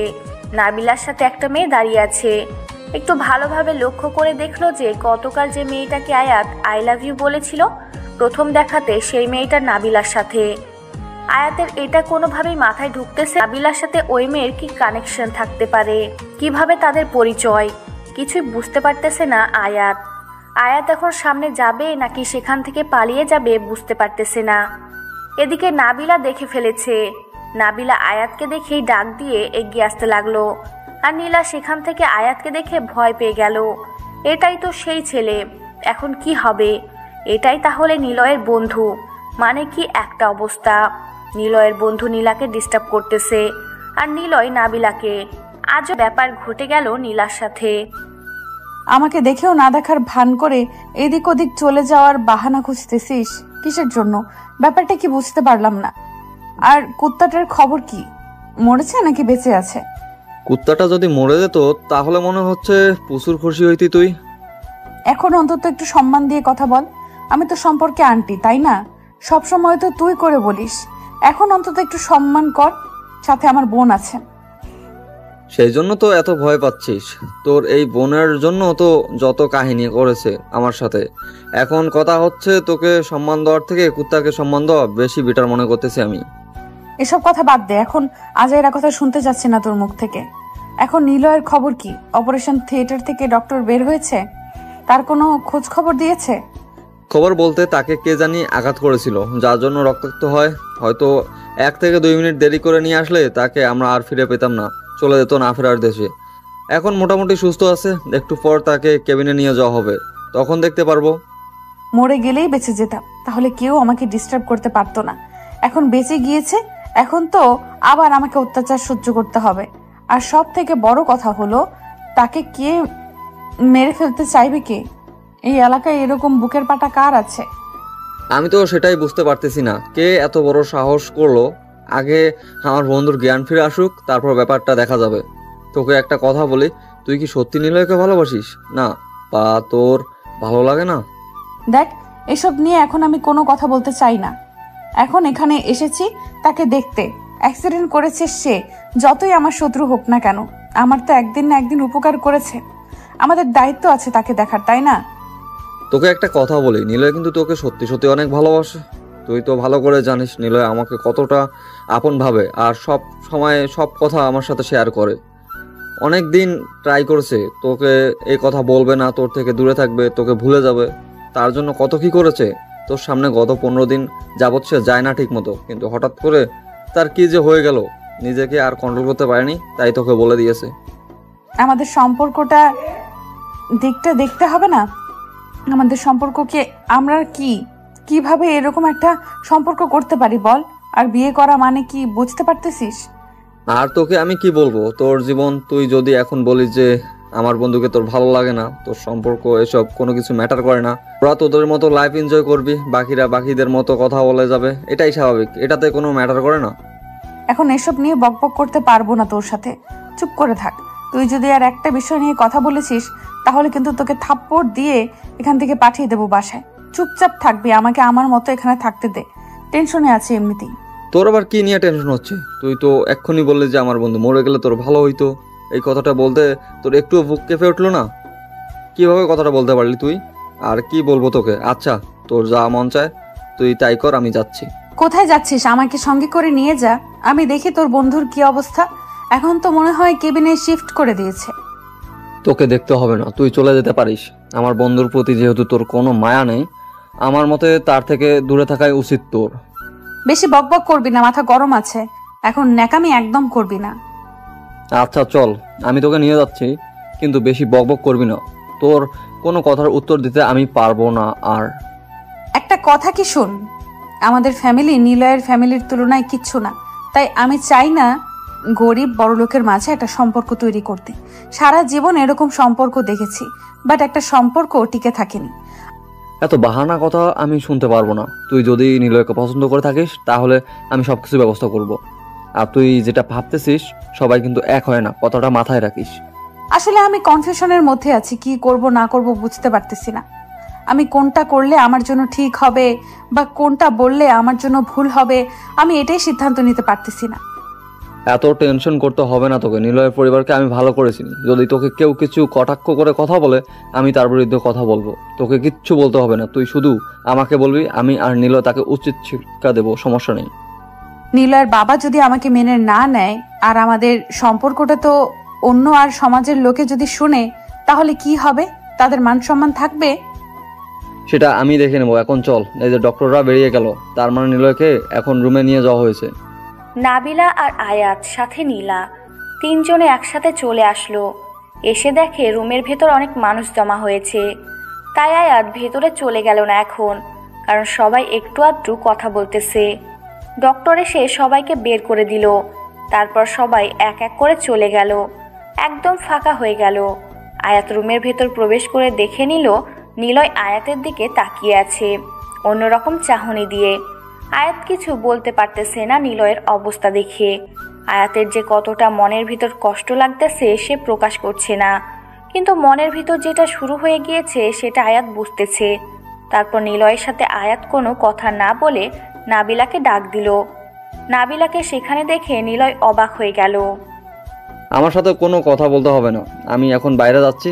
নাবিলা এখানে এসেছে, তোরা দুজনে একসাথে কথা বলতে থাক। তোদের কোনো সমস্যা থাকলে মিটমাট করে নিতে পারিস। সুস্থ হলে তোদের বিয়েটা হচ্ছে, এখন বাকি সব কিছুতেই কথা বলে নিতে পারিস। কি আবোল তাবোল কথা বলছিস? মাথা ঠিক আছে তোর? কি উল্টো পাল্টা কথা বলতেছিস? একটা থাপ্পড় দেব জানিস? যা এখান থেকে। আমি ভালো করে জানি, আর এখানে আমার কোনো কাজ নেই, তাই আমি এখান থেকে চলে যাচ্ছি। এই যে মিস, আপনি আমার সাথে আসেন, আপনার সাথে আমার কথা আছে। আপনার এখানে কোনো কাজ নেই। তুই একটু তার সাথে গিয়ে বাইরে থাক, আমার জন্য অপেক্ষা কর। আমি একটু কথা বলে বাইরে যাচ্ছি, 2 মিনিট সময় নিচ্ছি। তুই তাতে একটু আয়াতের সাথে থাক, আমি একটু কথা বলে বাইরে যাচ্ছি। নীলা তো অনেক ভয় পাচ্ছে, কিন্তু কিছু করার নেই। এই অবস্থায় তো নাবিলাকে এই কথাগুলো বলা সম্ভব না। আর নীলা ভয় পেলেও তাকে এখন আয়াতের সাথে যেতে হবে বাধ্যতামূলক। আয়াত একটা মুচকি হাসি দিয়ে নীলাকে নিয়ে বাইরে চলে গেল আর বাইরে থেকে দরজা লাগিয়ে দিল। আর নাবিলাকে বলল যেন দরজাটা লাগিয়ে দেয়, যাতে করে ডিস্টার্ব করতে না পারে তার জন্য। আর নাবিলা সেখানে বসে আছে চুপচাপ, আর নিলয়ের দিকে এক দৃষ্টিতে তাকিয়ে আছে। আর নিলয় নাবিলার দিকে এক দৃষ্টিতে তাকিয়ে আছে।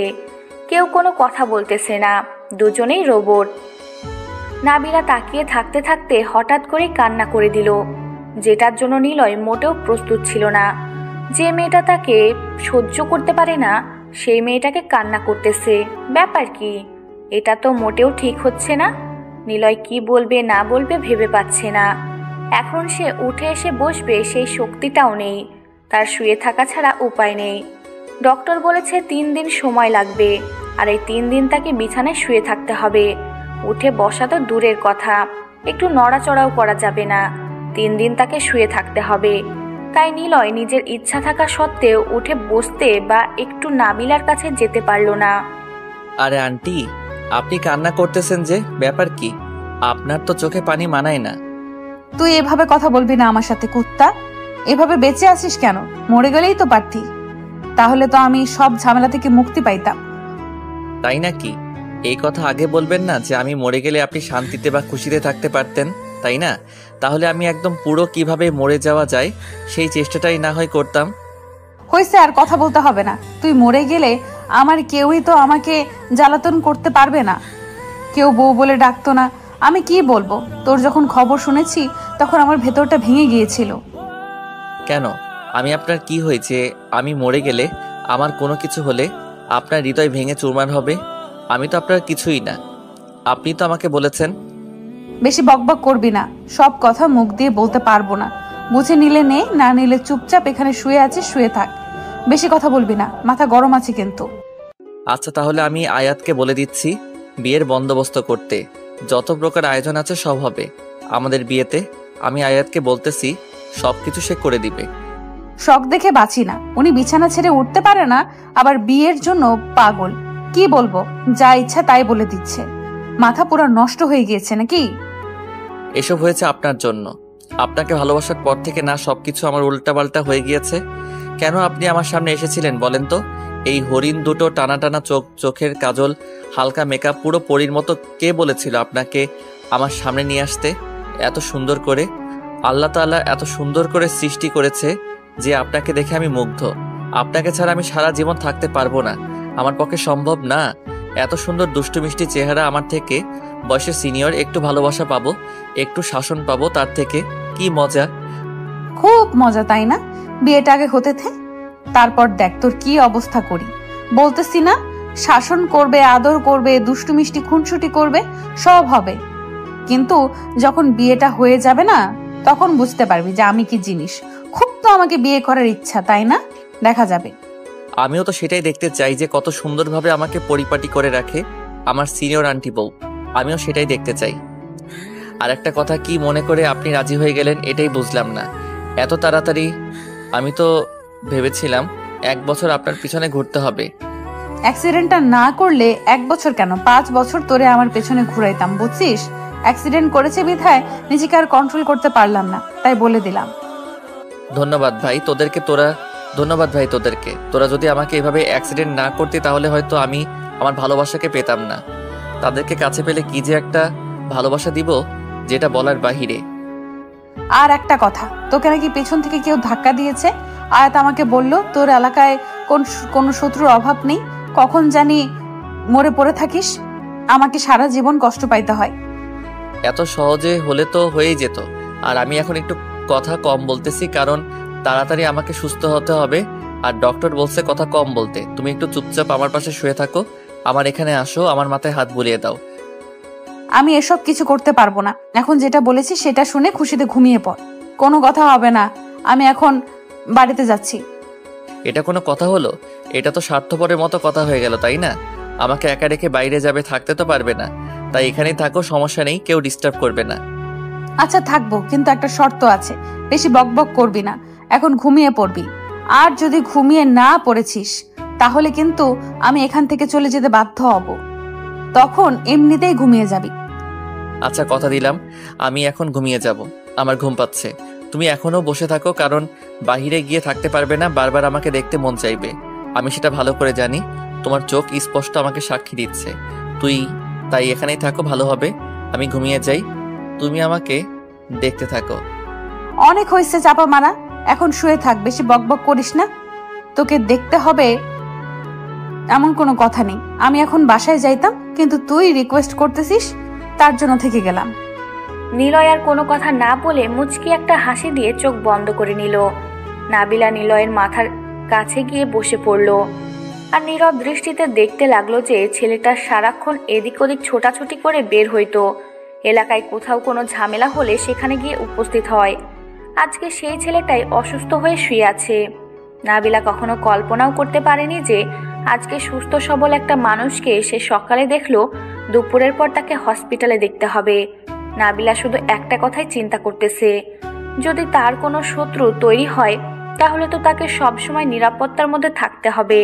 তাই নাবিলা রাজি হয়ে গেল যে ছেলেটার যাতে করে কোনো কিছু না হয়ে যায়, এজন্য বিয়ের জন্য রাজি হলো। নাবিলা নিলয়কে বিয়ে করার একটা উদ্দেশ্য আছে। সব সময় তাকে নিজের চোখের সামনে রাখবে। যেখানে যাবে দুজনে একসাথে যাবে, আর যাতে করে তার কেউ কোনো ক্ষতি না করতে পারে সেদিকটাই নাবিলা লক্ষ্য রাখবে। সব সময় তাকে বাড়িতে রাখার চেষ্টা করবে, না হলে অফিসে থাকবে। এরকম করে ঘোরাঘুরি করলে তখন যে কোনো একটা সময় একটা দুর্ঘটনা ঘটে যেতে পারে, আর এই দুর্ঘটনা চায় না নাবিলা। একটা দুর্ঘটনা ঘটে গেলে নাবিলা নিজেকে কখনো ক্ষমা করতে পারবে না, কারণ মনে মনে সে নিলয়কে পছন্দ করে। যেহেতু তাদের মাঝে কোনো রক্তের সম্পর্ক নেই, এমনিতেই নিলয় তাকে দেখে আন্টি বলে সম্বোধন করত। যেদিন থেকে তাদের পরিচয় তখন থেকেই আন্টি বলে সম্বোধন করে। যদি আপু বলতো বা অন্য কিছু বলতো তাহলে অন্য সম্পর্ক হইতো।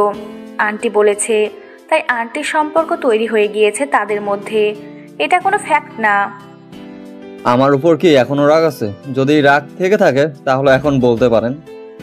আচ্ছা, আমি আপনাকে একটা প্রশ্ন করতে পারি, যদি আপনি আমাকে অনুমতি দেন?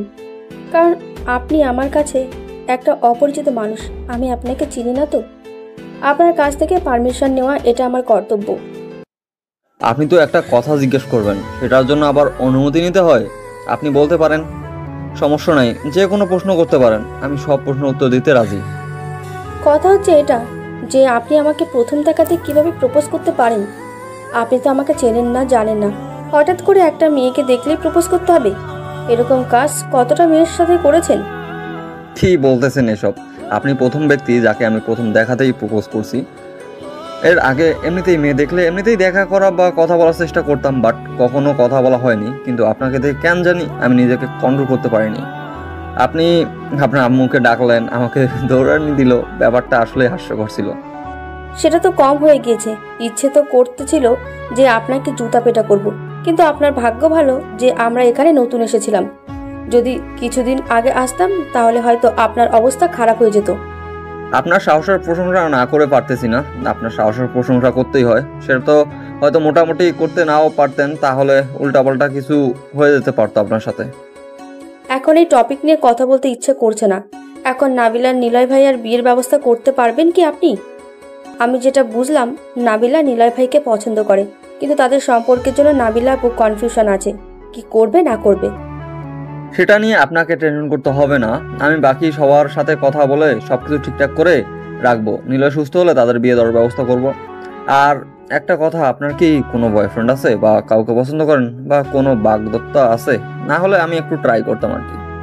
এসব করে কোনো লাভ হবে না, কারণ আমি আপনাকে পছন্দ করি না, আর আপনার মতো ভণ্ড বদমেজাজি ছেলেদের আমি মোটেও পছন্দ করি না, বুঝেছেন? আপনি ভালোবাসা দিয়ে সবকিছু ঠিক করে দিলেই তো, সেটা দায়িত্ব নিলেই তো হয়। এভাবে মাঝ রাস্তায় না করে দেওয়ার কি আছে? একটু সুযোগ দিলেই হয়তো পরিবর্তন হতেই পারি। কিছুদিন পর যেই লাউ সেই কদু হয়ে যাবে বলে লাভ নেই, তাই আমি আপনাকে কোনো পাত্তা দিচ্ছি না। এসব কথা থেকে বিরত থাকুন এবং এখন ওদেরকে নিয়ে টেনশন করেন। একটু ভেবে দেখেন কি করা যায় না যায়। এরকম মুখের উপর তো কিছুই নাই, কথাগুলো একটু ভেবে দেখেন। আমার সম্পর্ক কি হতে পারে না? আমি কি এতটাও খারাপ? আমার বিষয়ে কি আপনি জানেন? এটাই তো সব থেকে বড় সমস্যা, আমি আপনার বিষয়ে কিছু জানি না, বুঝেছেন? এখন এসব নিয়ে কথা বলা বন্ধ করেন, মাথা ব্যথা করতেছে। আমি তো অনেক বকবক করছি আপুর সাথে তখন থেকে।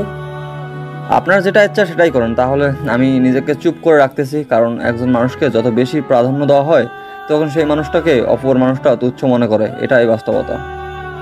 আচ্ছা শোনেন, একটা কথা বলি, আপনি আমার জন্য কি করতে পারবেন? মানে আপনার ক্ষমতার ভেতরে কি এমন আছে যেটা আপনি আমার জন্য করতে পারবেন, বলেন। শুধু একবার বলে দেখেন, যদি আমার সাধ্যের মধ্যে হয় তাহলে আমি বলে দেবো যে আমি পারবো। সাধ্যের বাইরে হলে বলবো যে ঠিক আছে, আপনি আপনার মতো থাকেন, আমি আমার মতোই থাকি। কারণ একজনের ইচ্ছার বিরুদ্ধে কোনো কিছু করা উচিত না। আমাদের মাঝে এখন একটা বন্ধুত্ব করতে চাচ্ছি, একে অন্যের বিষয়ে জানি শুনি, তারপর ভেবে দেখব, যদি ভালো লাগে তাহলে পরিবারকে জানিয়ে বিয়ে করব। কোনো প্রেম ভালোবাসা করতে চাই না বিয়ের আগে। আচ্ছা, আপনি যেটা বলবেন সেটাই হবে। এখন তাহলে বন্ধুত্বটাই করি, আপনি যেটা বলতেছেন সেটাই তাহলে চালিয়ে যাব। এসব বিষয়ে কথা বলে মন খারাপ করতে চাই না তাহলে। আয়াত আর নীলা দুজনেই চুপচাপ সেখানে বসে রইল। হঠাৎ করে নিলয়ের বাবা আসাদ চৌধুরী সেখানে আসলো আর আয়াতকে ডেকে নিল তার কাছে। তারপর তারা দুজন কি জানি গোপন আলাপ করলো। তারপর আয়াত এই সুযোগটা কাজে লাগানোর জন্য আয়াত আসাদ চৌধুরীকে নিলয় আর নাবিলা বিষয়টা বলে দিল। আশাদ চৌধুরী প্রথমে বিষয়টা মেনে নিতে চাইল না, যে এটা কখনো সম্ভব না, আমরা আমাদের সোসাইটি মেনটেন করব। তারপর আয়াত যখন বিষয়টা বুঝিয়ে বলল, তখন আশাদ চৌধুরী বলল, আচ্ছা ঠিক আছে, তার ছেলের খুশিতে তিনি খুশি থাকবে সারা জীবন। আয়াত যখন আশাদ চৌধুরীকে বিষয়টা বোঝাতে পেরেছে, নিজের মাঝে একটা প্রাউড ফিল চলে এসেছে। সব কিছু তো ম্যানেজ হয়ে গেল। আশাদ চৌধুরী মেনে নিয়েছে, তো এখানে আর কারো কথা বলার কলিজা হবে না। আয়াত সব কিছু ম্যানেজ করলো। এভাবেই 5 দিন কেটে গেল। আজকে নিলয়কে বাসায় নিয়ে আসা হলো, আর এদিকে সব কিছু ঠিকঠাক করে রাখা হয়েছিল। দুই পরিবারের সাথে কথা বলে পাকা হয়ে গিয়েছে কিভাবে বিয়ে হবে না হবে সব কিছু। এদিকে ম্যানেজ করে নিয়েছে আয়াত। নিলয় আর নাবিলাকে সারপ্রাইজ দেওয়ার জন্য কাউকে কোনো কিছু বলে নাই, তারা তাদের মতো কাজ করে গিয়েছে। আর নিলয় নাবিলাকে একটু বুঝতে দেয়নি কেউ। নিলয় যখন বাসায় আসলো, তার অনেক ভালো লাগতেছে। কোন হসপিটালের জীবন যে কতটা কষ্টদায়ক সেটা নিলয় খুব ভালোভাবে বুঝতে পেরেছে।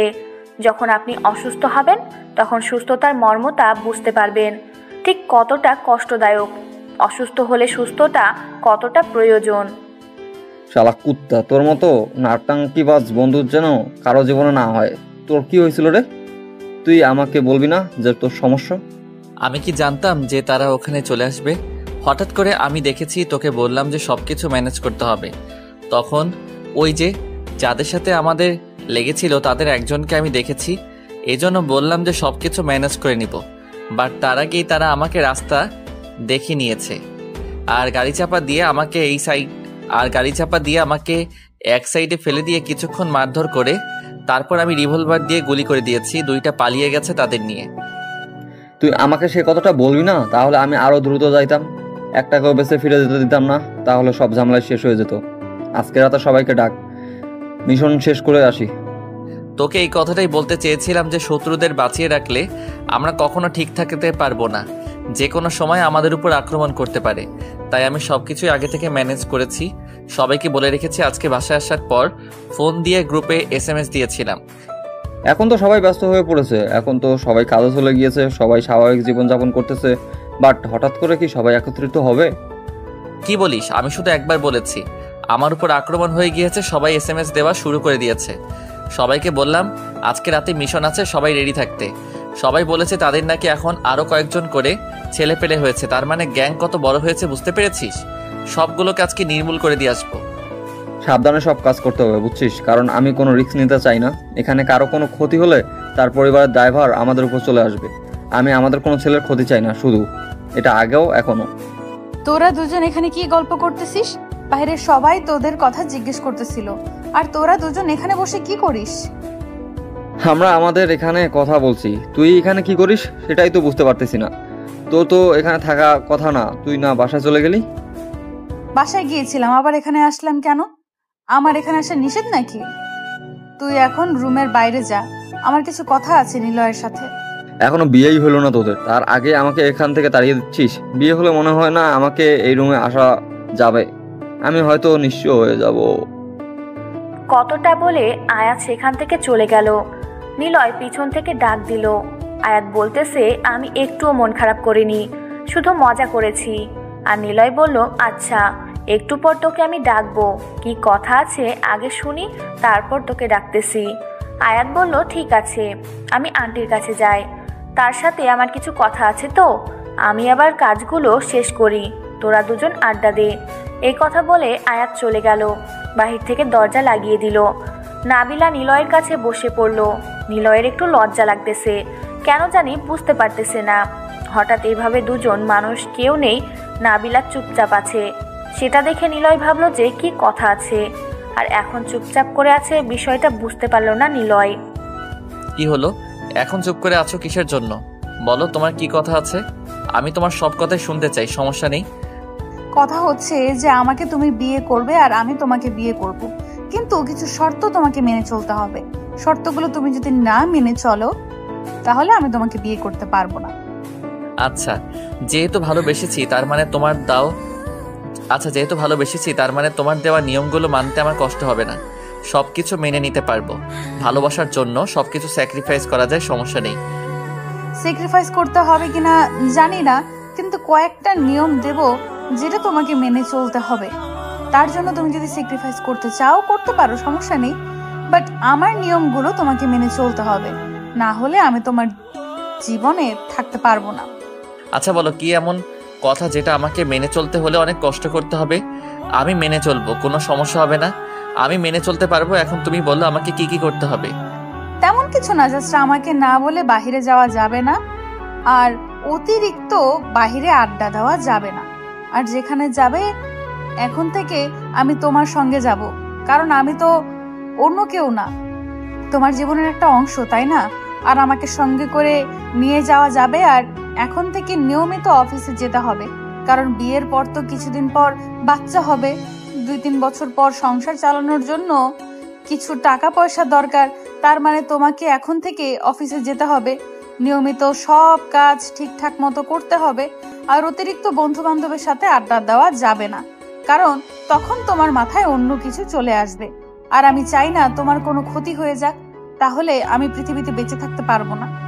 আচ্ছা, আমি তোমার সব কথাই মেনে নিলাম, তোমার সব কথাই মাথায় থাকবে। তুমি যেটা বলেছো আমি সবকিছু মেনে চলবো, বাট আমার কিছু সময় লাগবে। সময় ছাড়া তো এগুলো একেবারে চেঞ্জ করা যায় না। আচ্ছা, তোমার যত সময় লাগে নিতে পারো, বাট 10 দিনের বেশি আমি তোমাকে সময় দিতে পারবো না।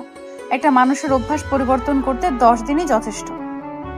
আচ্ছা, আমি এই 10 দিনের ভিতরে সবকিছু ঠিকঠাক করে আমি তোমার বাধ্যবাধকতা হয়ে থাকবো। তুমি যেটা বলবে সেটাই হবে, কিন্তু আমাকে ছেড়ে যাওয়ার চিন্তা করিও না, তাহলে আমি শেষ। আচ্ছা, তাহলে এখন আমি যাচ্ছি, পরে এসে তোমার সাথে কথা হবে। এখন আমাকে একটু বাসায় যেতে হবে, আম্মু বাসায় একা। যাও তাহলে, আমার কিছু টুকটাক কাজ বাকি আছে, তো আমি সবগুলো শেষ করে নিচ্ছি কাজগুলো, তারপর পুরো সময়টা তোমাকে দেব, আর অন্য কারোর জন্য না। তারপর নাবিলা সেখানে থেকে চলে গেল, আর এদিকে নিলয় আয়াতকে ডাক দিয়ে সবাইকে একত্রিত করে নিল। সন্ধ্যা হয়ে গেছে, এখন বেরিয়ে পড়বে। কাজ শেষ করে ফজরের পর তারা এই শহরে ফিরে আসবে। যেইভাবে প্ল্যান ছিল ঠিক সেইভাবেই সবাই বেরিয়ে পড়লো। চারিদিক থেকে শত্রুদের ঘিরে ধরেছে নিলয় আয়াতের যত ফ্রেন্ড আছে, যত লোক আছে সবাই। আয়াত চাচ্ছিল না এইটার বেশি দূর যাক, তাই সে একদম পুরো শত্রুদলকে নির্মূল করার জন্য সবকিছু প্ল্যান করে গিয়েছিল। বোম দিয়ে সবাইকে একদম নির্মূল করে দিয়েছে তারা। সবাই একটা জঙ্গলে আস্তানা করেছিল, সেই জঙ্গল পুরো আগুন ধরিয়ে দিয়েছে। একটা শত্রু সেখান থেকে বেঁচে ফিরতে পারেনি, কারণ যেদিকে একটা শত্রু পালিয়ে গিয়েছে সেদিকেই আয়াত আর নিলয়ের লোক দাঁড়িয়েছিল আর মেরে ফেলেছে সবাইকে। সব শত্রু নির্মূল, সবাই শেষ। এখন তারা শত্রুমুক্ত, সবাই যে যার মতো আবারও তার গন্তব্যে ফিরে আসলো। কেউ জানে না যে তারা রাতে এত বড় একটা মিশন করেছে। পরের দিন নিউজ পত্রিকা অনেক নিউজ হয়ে গেল যে জঙ্গলে আগুন লেগেছিল হঠাৎ করে একটা বিস্ফোরণের কারণে। কেউ জানে না যে এটা আয়াত আর নিলয়ের কর্মকাণ্ড ছিল। সবাই সবার মতো দেখতেছে নিউজটা আর এড়িয়ে যাচ্ছে। কেউ নিউজটাকে গুরুত্ব সহকারে নিচ্ছে না। যারা নিচ্ছে তারা নিশ্চয়ই যারা এই কাজগুলো করেছে তারা কেউ গুরুত্ব সহকারে নিচ্ছে না। এভাবেই শেষ হয়ে গেল আয়াত আর নিলয়ের আন্ডারওয়ার্ল্ডের জীবন। সব কিছু ত্যাগ করে তারা এখন একদম স্বাভাবিক। সবাই এখন নিজেদের স্বাভাবিক জীবন যাপন করবে, কেউ তাদেরকে ডিস্টার্ব করবে না। আর নিলয় অনেক খুশি, এখন তার ভালোবাসার মানুষের কথা রাখতে পারবে সবগুলো।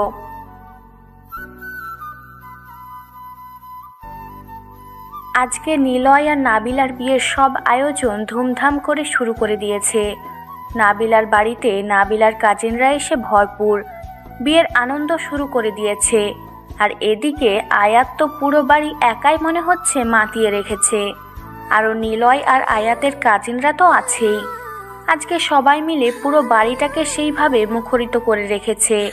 সব কাজ সম্পূর্ণ করে বরযাত্রী নিয়ে বেরিয়ে পড়ল আয়াত। আর এদিকে নীলা এবং নাবিলার কাজিন সবাই একত্রিত হয়ে গেটে দাঁড়িয়ে আছে বরযাত্রীকে আটকানোর জন্য। নীলা আয়াতকে ফোন করলো যে তারা এখনো কোথায় আছে আর কতক্ষণ লাগবে, কারণ হচ্ছে তারা মরিচের গুঁড়া শরবত বানানো শুরু করে দিয়েছে অলরেডি। মরিচ দিয়ে মিষ্টি বানিয়েছে আর লবণ দিয়ে। বিয়ে তো করতেই যাচ্ছিস, তোর ফিলিংস কেমন? একটু পর তো তুই আমাকে ভুলে যাবি। বন্ধুকে তোর রুমে যাওয়া যাবে না যখন তখন। এখন তো কি বলবো, আমি এত পরিমাণ কষ্টে আছি। কি আর করবো বল, বিয়ে তো করতেই হবে। আর যেখানে ভালোবাসার মানুষকে বিয়ে করতেছি সেখানে তো তুই আসবি, কিন্তু একটু দেখে শুনে আসবি। প্রথম প্রথম বিয়ে করতেছি। সেটা তো বুঝতে পারলাম, প্রথম বিয়ে করতেছিস, কিন্তু তুই তো বিয়ে করে নিলি। আমাকে যে কি হবে আমি তো বুঝতে পারতেছি না। কোনো মেয়েকে পড়াতে পারলাম না। তোর যাই হোক, একটা অ্যাক্সিডেন্ট হয়েছে, সেই অ্যাক্সিডেন্ট দেখতে এসে আন্টি তোর বউ হয়ে গেল। আহা, সবকিছু কপালে থাকা লাগে, বুঝিস নাই? তোর সেই কপালটা হয়নি। আর তুই তো এমন একটা ছেলে যে কোনো একটা যদি মেয়েকে দেখিস তাহলে কোনো কথাবার্তা বলা ছাড়াই প্রপোজ করিস। তোকে ঝাড়ুপেটা করবে না তো কি করবে? এখন এসব কথা বাদ দে, আমরা এসে গিয়েছি। এখন তুমি তোমার প্রিয়তমার কাছে চলে যাবে আর আমি চলে যাব আমার দেশে। এখন কথা হচ্ছে, গেটে যতই কথা হোক না কেন, তুই এখানে কিন্তু কোনো কথা বলবি না। তোর যা ইচ্ছা তাই করতে পারিস, সেখানে কেউ কথা বলবে না। সেটা তো তুই আগে সবাইকে বলে দিয়েছিস। আগে থেকে সবকিছু তো প্ল্যান আছে, তুই করতে থাক, সমস্যা নাই। আমি থাকতে তুই এসব নিয়ে টেনশন করিস? আচ্ছা চল, তোর বিয়েটা তাড়াতাড়ি শেষ করে ভাবিকে নিয়ে এখান থেকে চলে যাই। বাসর করবি, মধুর বাসর, আর আমি আমার মতো এনজয় করব বিয়ানদের সাথে। তুই তো একটা নিয়ে থাকবি, আমি 10টা নিয়ে থাকবো। হা হা। লুচ্চামি কম কর, এখন তাড়াতাড়ি সব ব্যবস্থা কর। বিয়ে তাড়াতাড়ি করতে হবে। আর মন মানতেছে না, কতক্ষণে আমি আমার পরিটাকে দেখতে পারবো? এখন সবকিছু তাড়াতাড়ি কর, কোনখানে যেন বেশিক্ষণ সময় নিতে না হয়। আহারে আমার বউ পাগল বন্ধু রে, বন্ধুকে ভুলে গিয়ে এখন বউকে আপন করে নিয়েছিস। এদিকে যে আমি কত কষ্টে আসি দেখতেছিস না, তাই তো? বন্ধু তুই আমাকে মাফ কর, এখন যা, তাড়াতাড়ি আমাকে এখান থেকে নিয়ে যাওয়ার ব্যবস্থা কর। আমি এখানে আর কতক্ষণ বসে থাকবো? সবাই তো নেমে যাচ্ছে, আমি কেন নামতে পারতেছি না? আমাকে কেউ নামাচ্ছে না কেন? আরে ছাগল, এত পরিমাণ পাগল হচ্ছিস কিসের জন্য বুঝি না। কন্যা বাড়ি থেকে লোক এসে তারপর তোকে গাড়ি থেকে নামাবে, আমরা কেন ডাকতে যাব? এটা একটা রীতিনীতি আছে না? তারপর নাবিলার বাসা থেকে কয়েকজন লোক এসে, মানে মুরব্বী লোক এসে নিলয়কে গাড়ি থেকে নামিয়ে নিল। তারপর নিলয়কে ধরে সেখানে গেল, আর আয়াতও নিলয়ের সাথেই আছে। তারপর গেটে গিয়ে দেখে নিলা আর অনেকগুলো মেয়ে। আয়াত কি বলবে, তার চোখ ঝলসে যাচ্ছে। এতগুলো সুন্দরী, ময়দা সুন্দরী, লবণ সুন্দরী, মরিচ সুন্দরী, সুন্দরীদের একাকার হয়ে গিয়েছে। কেউ বেশি, কেউ কম লাগিয়েছে। কি বলবে আয়াত, কোনো কিছু খুঁজে পাচ্ছে না, চুপচাপ দাঁড়িয়ে পড়ল। নীলাকে দেখে তো আয়াতের অবস্থা শেষ, একদম পরীদের মতো লাগতেছে। হালকা মেকআপ করেছে, হালকা একটু সেজেছে, একটা শাড়ি পরেছে। বিশ্বাস করেন ভাই, আয়াতের অবস্থা একদম শেষ।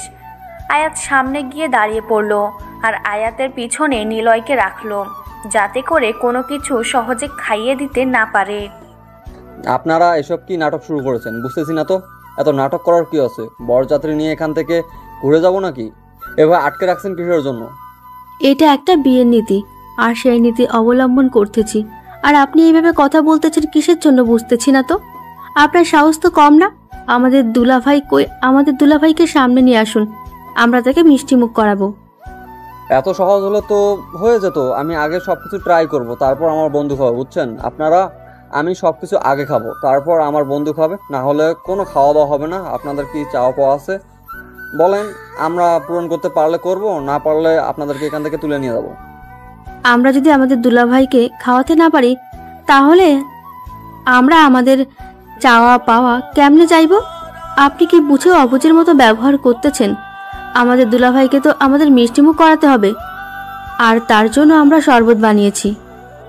আমাকে কি পছন্দ হয় না? আমি আগে খাবো, তারপর আমার বন্ধু খাবে। আমি টেস্ট করব, তারপর সেখান থেকে আমার বন্ধু খাবে। ঝামেলা শেষ। আপনাদের বিশ্বাস নাই, সবগুলো লাল টকটক হয়ে আছে, এগুলো মরিচ ছাড়া কিচ্ছু না। আপনারা আগে খান, তারপর আমার বন্ধু খাবে, সমস্যা নেই। আমাকে যদি খেতে না দেন। এত ঝগড়া করতে পারবো না আমরা। দুলাভাইকে চাই আপনি সামনে থেকে সরে দাঁড়ান। আপনার সাথে আমরা কথা বলতে চাই না। কি মেয়েরা, কি হচ্ছে এসব? সবাই চিল্লাচিল্লি শুরু করে দাও। আমাদের দাবি মানতে হবে, মানতে হবে, আমাদের দাবি মানতে হবে। সবাই অনেক জোরে জোরে চিল্লানি শুরু করে দিল। এবার মহাবিপদে পড়ে গেল আয়াত আর নিলয়। নিলয় পিছন থেকে আয়াতকে খোঁটা দিচ্ছে, যাতে করে সব ঝামেলা শেষ করে নেয়। আর মিষ্টিগুলো দেখে মনে হচ্ছে সবগুলো মরিচ দিয়ে ভরিয়ে রেখেছে। আর শরবতের কথা কি বলবে, এগুলো যদি এখন নিলয় খায় তাহলে তো বিয়ে করা দূরের কথা, এখান থেকে পালিয়ে যেতে হবে। আর এগুলো কোনোভাবেই যেন নিলয়কে খাওয়াতে না পারে, তার জন্য আয়াত একটা ফন্দি বের করলো। আয়াত হঠাৎ করে ধাম করে টেবিলের উপর পড়ে গেল। আর নিজের জামা কাপড় নষ্ট করে ফেললো। আর সবাই এটা দেখে মনে করলো সিরিয়াসলি কিছু একটা হয়ে গেল। সবাই আয়াতকে ধরাধরি করে দাঁড় করিয়ে দিল। আমি এখন ঠিকঠাক আছি, আমার কিচ্ছু হয়নি, মাথাটা ঘুরতেছে তো তার জন্য। এখন বলেন, আপনাদের এসব নষ্ট করে ফেললাম, আপনাদের তো এখন ক্ষতিপূরণ দিতে হবে। কত টাকা দিতে হবে বলেন? বেশি না, 1,00,000 টাকা দিলেই হবে, তাতেই আমরা খুশি। আপনারা আমাদের হাতে 1,00,000 টাকা দেবেন, তারপর আমরা বরকে ভেতরে যেতে দেব। দেখেন, আমরা এতগুলো টাকা দিতে পারবো না, আমরা গরিব মানুষ। আমরা এখান থেকে চলে যাচ্ছি, পরে দেখবেন যে সকালে এমনিতেই মেয়ে আমাদের বাসায় চলে যাবে, আমরা তখন আমাদের বন্ধুর সাথে বিয়ে দিয়ে দেবো, তার ঝামেলা শেষ। এত ঝামেলা করতে পারবো না, আমরা এতগুলো টাকা দিতে পারবো না। এখন 10,000 টাকা দিচ্ছি, যদি নিতে চান নিতে পারেন, না চাইলে কালকে যখন আমাদের বাসায় মেয়ে যাবে তখন মেয়ের সাথে ছেলের বিয়ে দিয়ে দেবো, সব কেচ্ছা খতম। কিপটে দেখেছি, আপনার মতো কিপটে মানুষ আমি আমার জীবনে কখনো দেখিনি। আচ্ছা দেন, আমরা তাতেই রাজি আছি।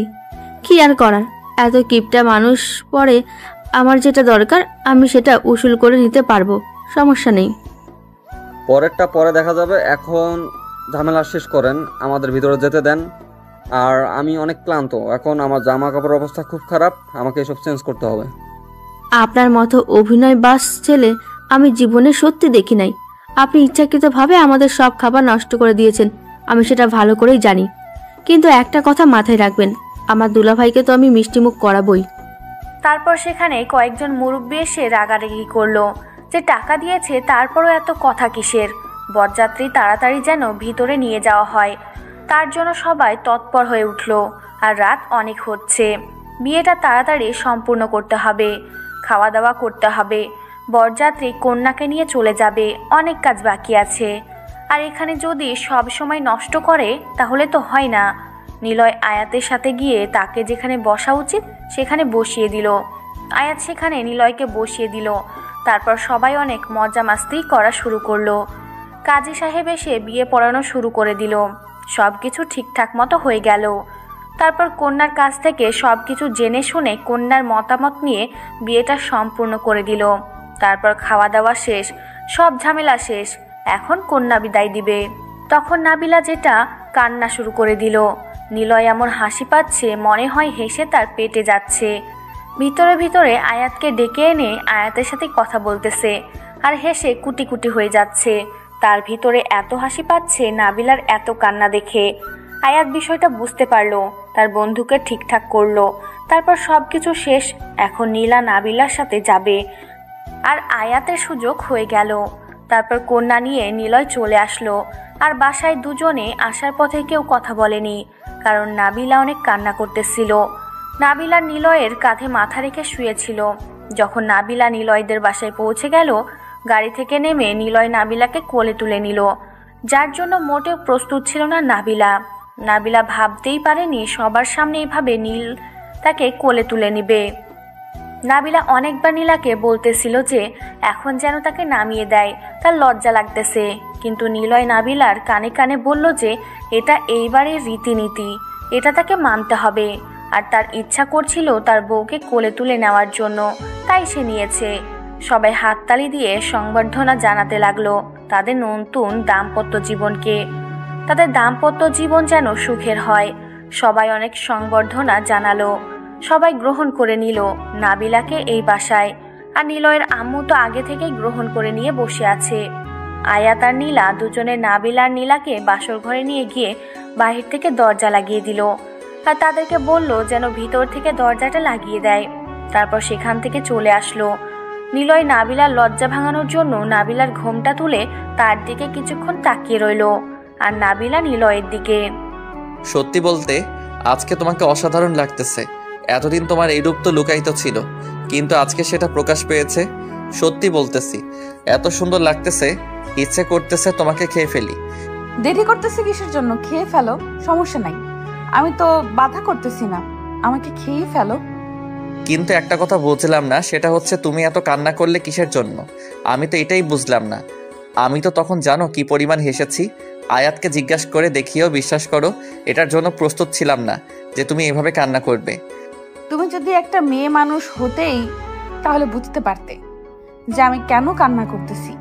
তাদের সাথে আমার সম্পর্ক জন্ম থেকে, আর তাদেরকে ছেড়ে আসতে কান্না হবে না? কষ্ট হবে না? সেটা অবশ্য ঠিক বলেছ। আচ্ছা, এখন কি করবে? এই অবস্থায় থাকবে নাকি তোমার যদি খারাপ লাগে তাহলে কিন্তু গোসল করে ফ্রেশ হয়ে নিতে পারো, তারপর না হয় রোমান্স শুরু করব। আজকের পরে থাকবো।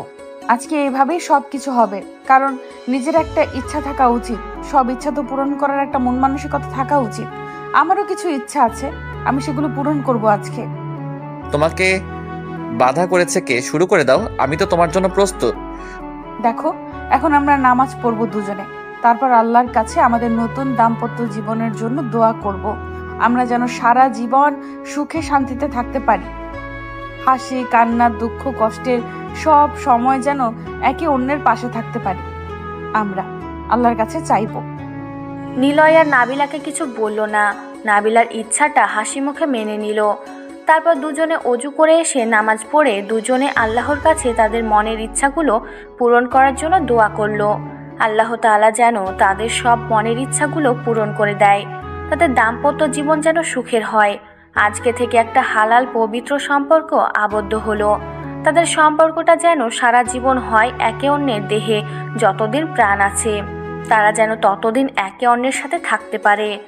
নামাজ শেষ করে নিলয় নাবিলাকে কোলে তুলে নিয়ে বিছানার উপর শুয়ে দিল। তারপর নাবিলার উপর নিলয় শুয়ে পড়ল। নাবিলার লজ্জা লাগতেছিল, তাই সে চোখ বন্ধ করে নিলয়ের স্পর্শ অনুভব করতে লাগলো। নিলয় তার বউকে নিজের ইচ্ছা মতো আদর করতে লাগলো, তাদের ভালোবাসার বহিঃপ্রকাশ করতে লাগলো। নিলয় নাবিলার ঠোঁটে ঠোঁট লাগিয়ে কিস করতেছে, একজন অন্যজনকে ভালো মতো ফিল করতেছে। তাদের ভালোবাসার যেন গভীর হয়ে উঠল, যে ভালোবাসার শেষ সীমানা বলতে কিছু নেই। তারা একে অন্যকে এতটা কাছে নিয়েছে যেটা বলার বাহিরে। তাদের মাঝে কোনো দেওয়াল বা কোনো কাপড়ের বাধা বিপত্তি নেই। তারা এখন একে অন্যকে ভালোবাসতে ব্যস্ত। হঠাৎ করে নাবিলা নিলয়কে ধাক্কা দিয়ে নিচে নামিয়ে দিল। নাবিলা নিলয়ের উপর উঠে নিলয়কে আদর করতে লাগলো, ঠোঁটে ঠোঁট লাগিয়ে। তারপর একে অন্যকে আবার আদর করা শুরু করে দিল, যেটা এখন বলা যাবে না। এটা একটা লজ্জার বিষয়।